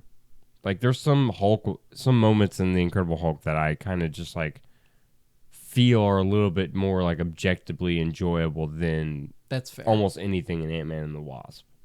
Yeah, that's pretty But there fair. are comedic moments in Ant-Man and the Wasp, Yeah. the few and far between, that definitely hit, you know? Yeah. And I agree. Put them in between Thor and Hulk. Yeah. All right. I agree with that. I think those two are actually interchangeable now that we've kind of talked about it. Yeah. But yeah, either way, those two could go anyway. Captain Marvel. It's I don't hate it like everybody does because there's a woman in it. Yeah. I know, obviously, but Woman lead equal bad. yeah, woman equal bad. I think this movie is a D though. Okay. I think it's maybe like the highest of the D tier Okay. because I really don't think it's that bad. Yeah. But it's definitely I've definitely rewatched it the least. Yeah. Like there have been what is this? This is like 10 movies that have come out since Captain Marvel. Yeah. And I've seen them all once more than Captain Marvel. I think I've only watched Captain Marvel 3 times, and I've probably watched all of these more than 3. So, yeah, I think it's probably like the high of D. Yeah, I would agree there. Yeah, I think it's a little bit more enjoyable than Thor: The Dark World, but I don't think it has nearly the kind of enjoyability of the stuff in C tier. Yeah. I'd say yeah. Yeah.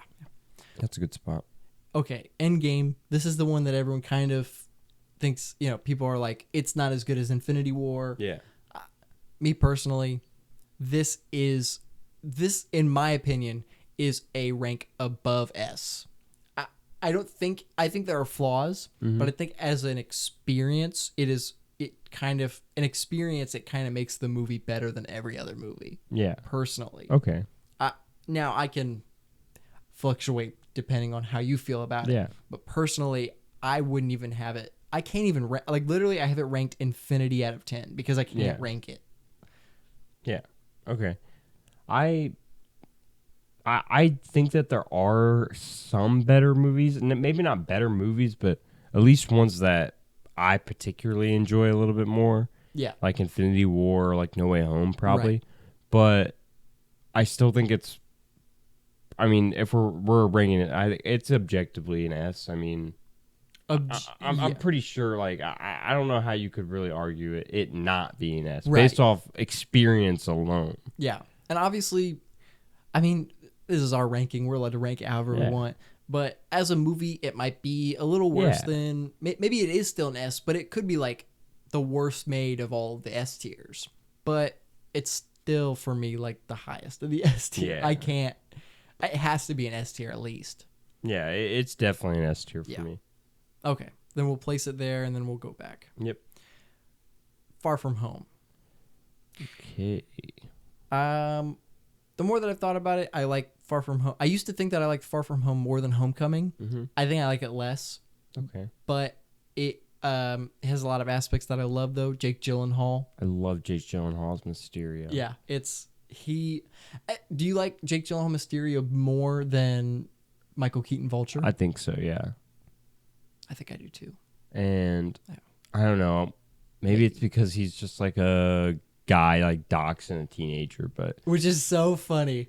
It's so funny. He I don't literally know. got butthurt that he got fired, and then he was like, I'm going to dox a teenager. And it's funny, though, because like a lot of people don't like how they handle Mysterio being like a Tony Stark ex-employee and everything. Right. But like, I don't know. I think it's pretty okay here. Yeah. And it's done, and the reveal's pretty comedic, too. Like, it's Yeah. I mean, it's a pretty funny, like, I hate this guy because he tripped me one day and didn't help me pick up my papers. Yeah. It's that kind of, But sometimes villains need to be like that. We were just talking about that with High Evolutionary kind of. It's sometimes villains don't need like the craziest motives in the world, you know. Sometimes they don't need to be feeding for their families. Looking at you, Vulture. Yeah. Sometimes they can just be, you know, doxing a teenager. Mentally unstable. Like that's all he is. He's literally just like he's like unstable enough to where he just takes it a little too far. Yeah. You know?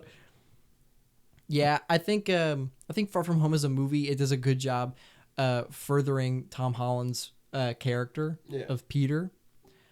But I think it's not as good as a Spider-Man movie. And it definitely I think that definitely brings it down a bit from Homecoming, but not like that much. Yeah. I think it might be like middle B. I probably have it like high B, but yeah, I agree. It's mid-high B in that range. Yeah. So I think maybe better than Ant-Man, not as good as Age of Ultron. Yeah, maybe. that works. Yeah. Okay. All right. Black Widow. I will say now, this is my least favorite MCU film. I still enjoy watching it.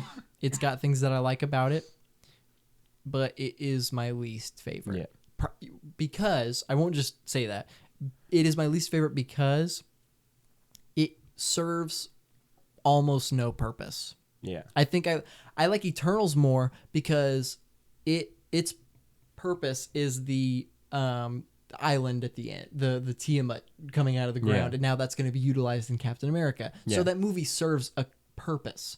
However, Black Widow, the only thing that serves is if you watched Hawkeye. And if you didn't watch Hawkeye, this movie, you could skip it and nothing would have changed. Yeah. So I think, not counting shows, because not everybody watches the shows, I think this is probably my least favorite and serves the least amount of purpose. And it would have served purpose if it came out after Civil War, but instead they waited for some reason. So and it sucks because this was like the movie back too. This was like Marvel's back after COVID. Yeah. And you know, what do you think? I don't know. I think I don't really feel strong enough about the film to really like argue. I think I like it probably more than you, but not like strong enough to put it in C tier. So I feel pretty all right putting it at the bottom of D. Okay, that's fair. I mean, I would probably put it at the top of D, but like I probably like it more than Captain Marvel. I probably like it more than Thor: The Dark World.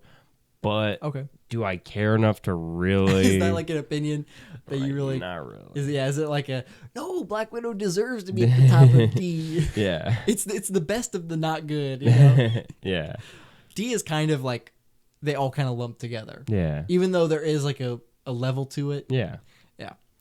Okay, Shang-Chi, probably the biggest surprise, I would say. Yeah. Because I personally was excited for it, and I knew it was probably going to be pretty good. Mm-hmm. But the fact that everybody else everybody that didn't even know who Shang-Chi was going into it was like, you know, they came out of it, they're like, that was really good, you know? Yeah, I was blindsided by this one for sure. Yeah. I think this is probably like a low A, maybe a high B. I'd say probably low A. Okay. Yeah. I think it's above the B tier movies, I'd say. Yeah, I do too. I think low A is good for it. I think they did a really good job with this film, saving the Mandarin twist in Iron Man 3, kind of adding on to that and making the Mandarin actually good. Yeah. Because Wenwu is one of the best. I honestly think he's one of the best in the MCU. He's at least like top 10, maybe like 10. You know. Yeah. But he's really good. For some reason, this movie's never talked about enough, I feel like, in terms of like the Phase 4. Like, it's always, Marvel Phase 4 ruined the MCU and stuff. Everything's bad in it. And then, like, everyone ignores this movie for some reason. Like they'll bring up No Way Home. Yeah. And then that's it. Like, do you not watch Shang-Chi? Like, bro, it was good. It's a really good. We waiting on Shang-Chi 2 and the Wreckage of Time. Yeah, exactly. We waiting on it. Which furthers the thing that Kang might be a Kang variant might be the villain of the film. Yeah. So I mean, the Wreckage of Time kind of that makes sense. Fits. Eternals. This is, I think everybody has kind of been like, yeah, we can argue about Love and Thunder all day, but this one is down at the bottom. It's like, no. It's probably my second least favorite, but again, there's a lot that I like about it. Yeah. I like the feeling of the movie. I like that it feels like a well, Chloe Zhao. She's obviously she has done much more grounded films about, you know, like indie kind of stuff. Yeah. And I like that feeling of it, like a Marvel movie with the tone of like an indie film, you know. But it's way too long. It did not deserve to be as long as it is. It's 2 hours and 38 minutes, 2 hours and 40 minutes, you know. Yeah. It's I don't know. It's good. I think it would have been better as a show, honestly. Oh yeah, I think the pacing would have been way better as a show. It definitely should have been a show. So far, I know like the Tiamat is coming back in as an island in Captain America. Yeah. But as of right now, it kind of serves less purpose than Black Widow because we don't even know if these characters are coming back. Yeah. So I don't know. I like it more than Black Widow. Like I genuinely like enjoyed it a little bit more. I think it's a better film. Yeah. But it's kind of almost a tie, you know? Yeah. Like it's like I think I honestly gave like Black Widow like a 4, and I think maybe this is like a 4.5. Okay. I don't know. I feel a little bit better about it. I'm probably like low to mid C on Eternals. Like That's fair. I'm kind of more like it's okay.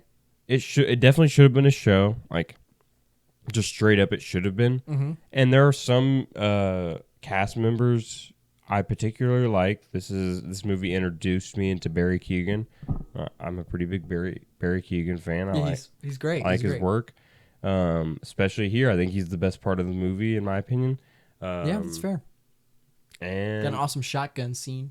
yeah, He jumps off and he shoots it. Does a spin. That's a nice scene. but yeah, I think that I don't feel strongly enough to really like not put it. Like I would say, if you do put it in D, I'd say at least put it in top of D. Yeah, I don't know if I think put it in C. I think I like it definitely more than those ones in D, for sure. Okay, so I can put it at top of D. Yeah, so I would put it in top of D. Hey, I've definitely seen it more than Captain Marvel, so that works for me. Yeah.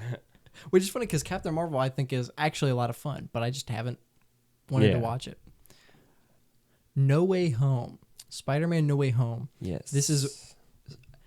This is arguably the best of Phase 4 because now Guardians is out. Yeah. And I think the only one that you could have argued before Guardians came out was Black Panther, but even then I think people were going to be like, nah. Yeah. There's No Way Home. I think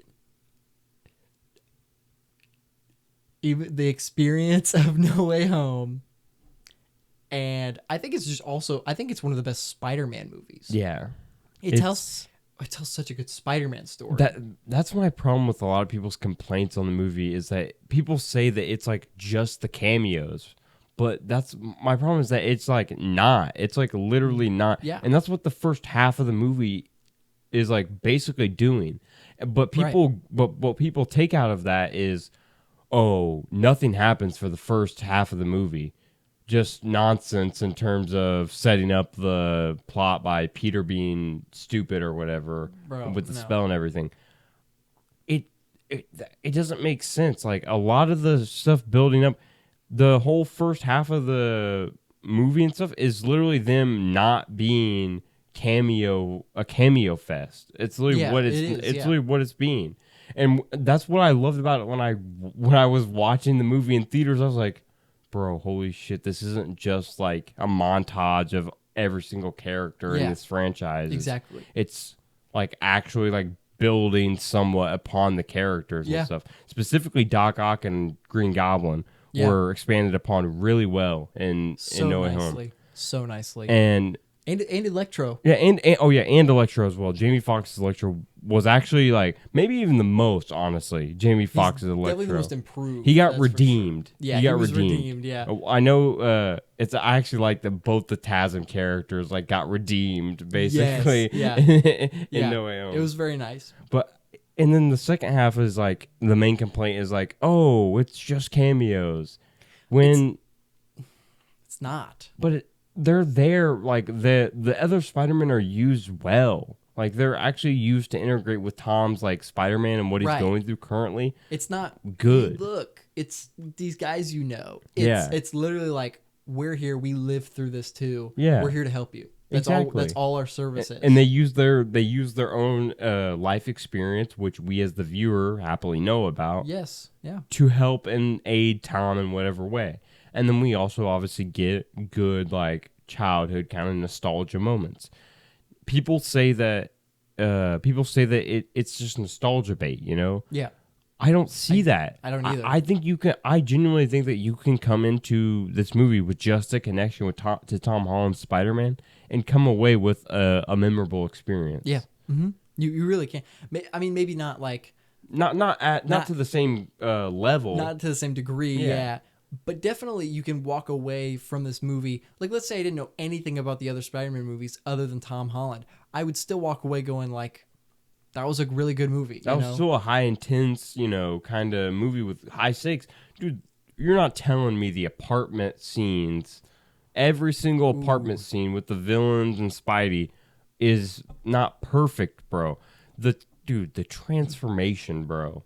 Norman's on sabbatical, honey, bro. Dude, the moment the scene starts with him and his spider sense going off, and it like zooms in on his face a little bit, and the background like fades away, kind of. Yeah. The moment that happens, and it's like this, right as soon as it cuts to that, the movie changes. Yeah. The movie becomes a different movie. Dude, I'm not even joking. When I can specifically say it's this moment for me. It's this moment when that happens, like his Spidey senses goes off, and then Tom immediately gets up. Yeah. And everyone's asking him questions and say, "Oh, what's going on?" And he's just like, he doesn't answer any of them. He's just walking, and their sounds kind of blurred out. Yeah. And he obviously walks into the room and stuff and figures out the stuff. But that scene specifically where he gets up and he just feels like it's not a joke anymore for some reason. It feels like something's going on. Yeah, it feels like fun's over. Yeah. We're looking around now. And then there's also some wonderful artistic decisions, like the invisible little squiggly lines for the Spidey sense. Oh yeah. That's used. I also like the dolly zoom effect is used for his spider sense, like realizing things like that. It's a great use of the dolly zoom. This is the best Spidey sense we've seen in the movie. Best display of the Spidey sense, like easily, I think. Doctor Strange obviously being pretty influential in the movie as well. Yeah. And this leading into the Doctor Strange movie as well in terms of like the multiversal setting and everything. It goes right into it. And the best thing about this movie is the stakes pay off. The stakes that are, that come to a halt at the end of the movie. There is no Tony Stark snaps his fingers and the day's fixed. And everyone goes away. Yeah. There is no Tony Stark writes a check and gives him a new suit and everything is good and he's an Avenger now. No. He's lost everything. His friends don't know. No one knows who he is. He lost his aunt. He has quite literally lost everything from this. He is alone. Yeah. It's truly the iconic Spider-Man comic panel. He is truly a lone hero or whatever that sweeps the streets of New York. Yeah. It is crazy how you can be the superhero in the comic books that literally can show up and does show up everywhere and has so many team ups, and yet he's still the most he feels like the most lonely hero. Yeah. And I think this movie captured that feeling the most. Yeah. I mean, he's literally surrounded by two other versions of himself, and yet he feels so alone. Yeah. And I mean, it's kind of helped and emphasized by the fact that the other two characters are him, Yeah, absolutely. I think and that's another thing that supports the nostalgia bait kind of thing, like how it's not nostalgia bait, is the fact that Toby and Andrew are in the last 40 minutes of the movie. They're not even in the majority of the film. Yeah. They're used perfectly as side characters, and they show up late in the film. Yeah. And I think that perfectly suggests that this movie is clearly not nostalgia bait. Yep. It is. There's nostalgia aspects. There's fun nostalgia things where it's like, Yeah. I'm a scientist. I'm something of a scientist myself. Yeah. That's hilarious and great. Yeah. But the movie is not nostalgia bait, Yeah. and it's such a good Spider-Man story. Yeah. It's one of the best. It might be the best. It's arguably the best. Yeah, it really feels like a Spider-Man multiverse story brought to life. Yeah. Yeah. And I think for me, it's almost in kind of an endgame level of like unranked, but I think it's more towards the infinity level of like, this is just everything that I've wanted, instead of, because the experience was great. Yeah. I don't know. Endgame is just a different level. It was literally like 11 years of my life built up, Whereas even though, yes, No Way Home was technically 20 years of build up or whatever, but they didn't know that they were going to do this. Yeah. This was something that was like, we should do this. This would be fun now, And I think it's a little different because Endgame was a plan and it sits above for me. Yeah. So I think No Way Home is genuinely like almost the very top. Like it only rivals with Infinity War for me. Yeah, I think that's how I feel too. It's rivaled in the Infinity War. No Way Home is probably back and forth for my favorite MCU movie. Yeah. Honestly. Yeah. All right, Doctor Strange and the Multiverse of Madness. This is one that people are kind of going back and forth on. Yeah. Honestly, I'm kind of back and forth on it myself. I definitely, when I first watched the movie, I think I liked it a lot more than I do now. I don't hate the movie. I'm not saying I hate the movie. But when I watched it, I definitely resonated with me a lot more than it did on future watches. I agree. I think, I will say this, I think it's not as good as the first Doctor Strange. Yeah. So that's a good placement already. However, there are a lot of things I like about it. I think Wanda is really. I think Elizabeth Olsen in general is great. She's probably the best acting wise in the movie. Yeah. And I think I don't think it was sudden. I think everyone thinks it's sudden. That she's all of a sudden evil, but it truly isn't. I mean, she's kind of gone through a lot, and she's clearly not stable. Yeah. So it kind of would make sense for her to kind of snap pretty quickly. Yep. And also with the help of the Darkhold. So it wasn't like it was just her, like, I'm going to become evil. Yeah. It's clearly her being influenced. And at the end of the movie, she realizes, oh, crap, I've been doing all this stuff. I need to stop. Yeah. I don't know. I think, and the Mozart versus Beethoven fight. Yeah. Incredible. Insanely creative, yeah. I think this is the best use of magic in the Doctor Strange world. Yeah, I think Sam Raimi really brought like a nuance of magic feeling and like different kinds of magic. Yeah. But for me, I think it might be either high C or low B.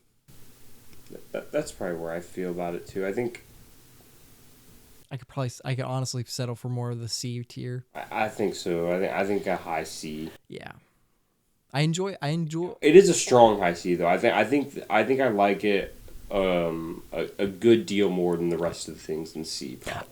I'd agree with that. Yeah. Okay, Love and Thunder. Love and Thunder. I still think it's. I still think it's pretty good. I mean, I do too. Now, comparatively, I honestly don't know if I like it more than Doctor Strange and the Multiverse of Madness. I think I like them close to the same. They're kind of similar. Yeah, they're kind of like. They're very stylistic. Yeah. And unique in their own ways in a lot of ways. And they're also from two pretty stylistic directors as well, Sam Raimi and Taika Waititi. They're obviously pretty different in a lot of ways as well. One being heavily comedy focused, the other not so much. Yeah. Very horror focused. Love and Thunder does suffer from the notoriety of Gore the God Butcher's character and the notoriety of like what Gore could have been and stuff like that. Yeah. I think that does technically hinder the movie, even though that's technically not something the movie did wrong. Right, I mean, it is kind of, but it's not something that you can really count against it because, like, you were expecting Gore to be something different than what he actually was. It was kind of expectations, but at the same time, the movie should have done him better. There were reasons to have those expectations. Yes. I I honestly think I'd put this in between Black Panther and Doctor Strange, honestly. Yeah, that I seems think that's where I would land on it. it seems like a good place to put it. I think the valid reasons that people don't like this movie again are valid. But again, I kind of enjoy the things that people don't like about this movie. Obviously the only invalid thing about the only invalid complaint about the movie is woke. Oh yeah. Woke. Yeah, that makes no sense. Yeah, you're just mad that gay people exist, dog. Like that's all you're mad about. Black Panther: Wakanda Forever. Off the bat, I think it's better than Black Panther. Yes. I think it's and as sad as it is that Chadwick Boseman passed away, this movie is enhanced by the fact that he died. Yeah. It's definitely enhanced by the fact that he's gone. Storytelling is Yeah. It takes a way more serious approach, I think, and I think that's shown very easily with the ending of the film, with the reintroduction of the what we assume to be the new Black Panther, of course. Right. And also the beginning of the movie with the funeral scene and everything and the emotion that those scenes carry. I think a lot of that and a lot of that weight does come from the fact that he's obviously passed on. Yeah. And it's the opening scene it's one of the best opening scenes. Oh yeah. 100%. Best Marvel opening credits by a mile, in my opinion. Yes. It's tied with it's better than the Stan Lee one because it starts, the movie literally starts with like mourning the person that is then in the credits themselves. Yeah. But I think it only is, the Stan Lee one is almost as good because it's Stan Lee. Yeah, it's Stan Lee. Yeah. And I think if there was like a montage before that was like Stan and we miss you Stan and then it showed that, it would maybe be as good or better. Yeah. I also don't like that it's on Captain Marvel because I would love to rewatch that intro it should have been on Endgame. It should have been on Endgame. For sure. But Namor? Yeah, Namor is incredible. Tenoch Huerta is so good. He's one of the best villains. He's top 10. It's honestly very exciting to see where they're gonna go with his character. Yes, honestly. It's something I'm very looking forward to. Yeah, I think the movie is incredibly. I think it's a little too long. Again, I think it should have been a little shorter. But it still tells a great story. The writing is better, immensely better than the first movie. It's definitely one of the better Phase 4 films. That's for sure. It's and Multiverse Saga in general. Yeah. I think this movie personally is probably a low A, high A in general. I think it's A. Okay, yeah. Where are you thinking? I think it probably would be bottom of A for me. I think I like Shang-Chi a little bit more. Yeah, I definitely like the origin kind of feel about Shang-Chi. But I think the emotions of Wakanda Forever definitely supersede a lot of the emotions in that tier. I agree. I think as a film, it probably resides there. I agree. It's the only film here to make my dad cry, so it's got to be worth something. Yeah. All right, Ant-Man Quantumania. I think it's better than Ant-Man and the Wasp, but I think Ant-Man is better. So I agree. Yeah, so that sets it somewhere between end of B and top of C. Or middle of C. I'm trying to think if I like Doctor Strange in the Multiverse of Madness more or less. I think I like Doctor Strange more. I think I do too. I think I like Love and Thunder more. I think they're about the same. I think I feel comfortable with Quantumania being in between Love and Thunder and Black Panther. Yeah, it's so weird that those movies are so close together. I guess it's not that weird because Iron Man 2, Thor, and Incredible Hulk are all almost right next to each other. Yeah. Like that, yeah. Doctor Strange, then Quantumania, then Thor. Yeah, that feels right. Yep. And then obviously Quantumania. We didn't even talk about it. We just kind of did it. Well, yeah. I think it's the villain is definitely the best part about it. Kang is definitely the best part of the movie in general. But I think it's fun. I think it was a lot of fun, and I do think it suffered from writing issues. Oh yeah. And a lot of CGI stuff is obviously that doesn't make the movie, but the CGI definitely isn't as good. However, MODOK is not a complaint that I have, and MODOK was done really well. I think he was done great. There isn't a whole lot to say because it did just come out recently, and people have already kind of talked it to death. Yeah. About how much they don't like it. So the most we can do is say like we kind of did like it. We did like it. It's kind of fun, decently entertaining. Yeah, and it's definitely I think it's better than Ant-Man and the Wasp. That's for sure. Yeah, definitely better than Ant-Man and the Wasp. Yeah. Guardians of the Galaxy Volume 3. It's honestly a matter of opinion of where it is in S. That's honestly what it is. Yeah. That's definitely the question. Yeah.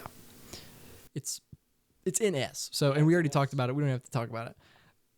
Incredible conclusion to the greatest trilogy, greatest comic book trilogy, definitely.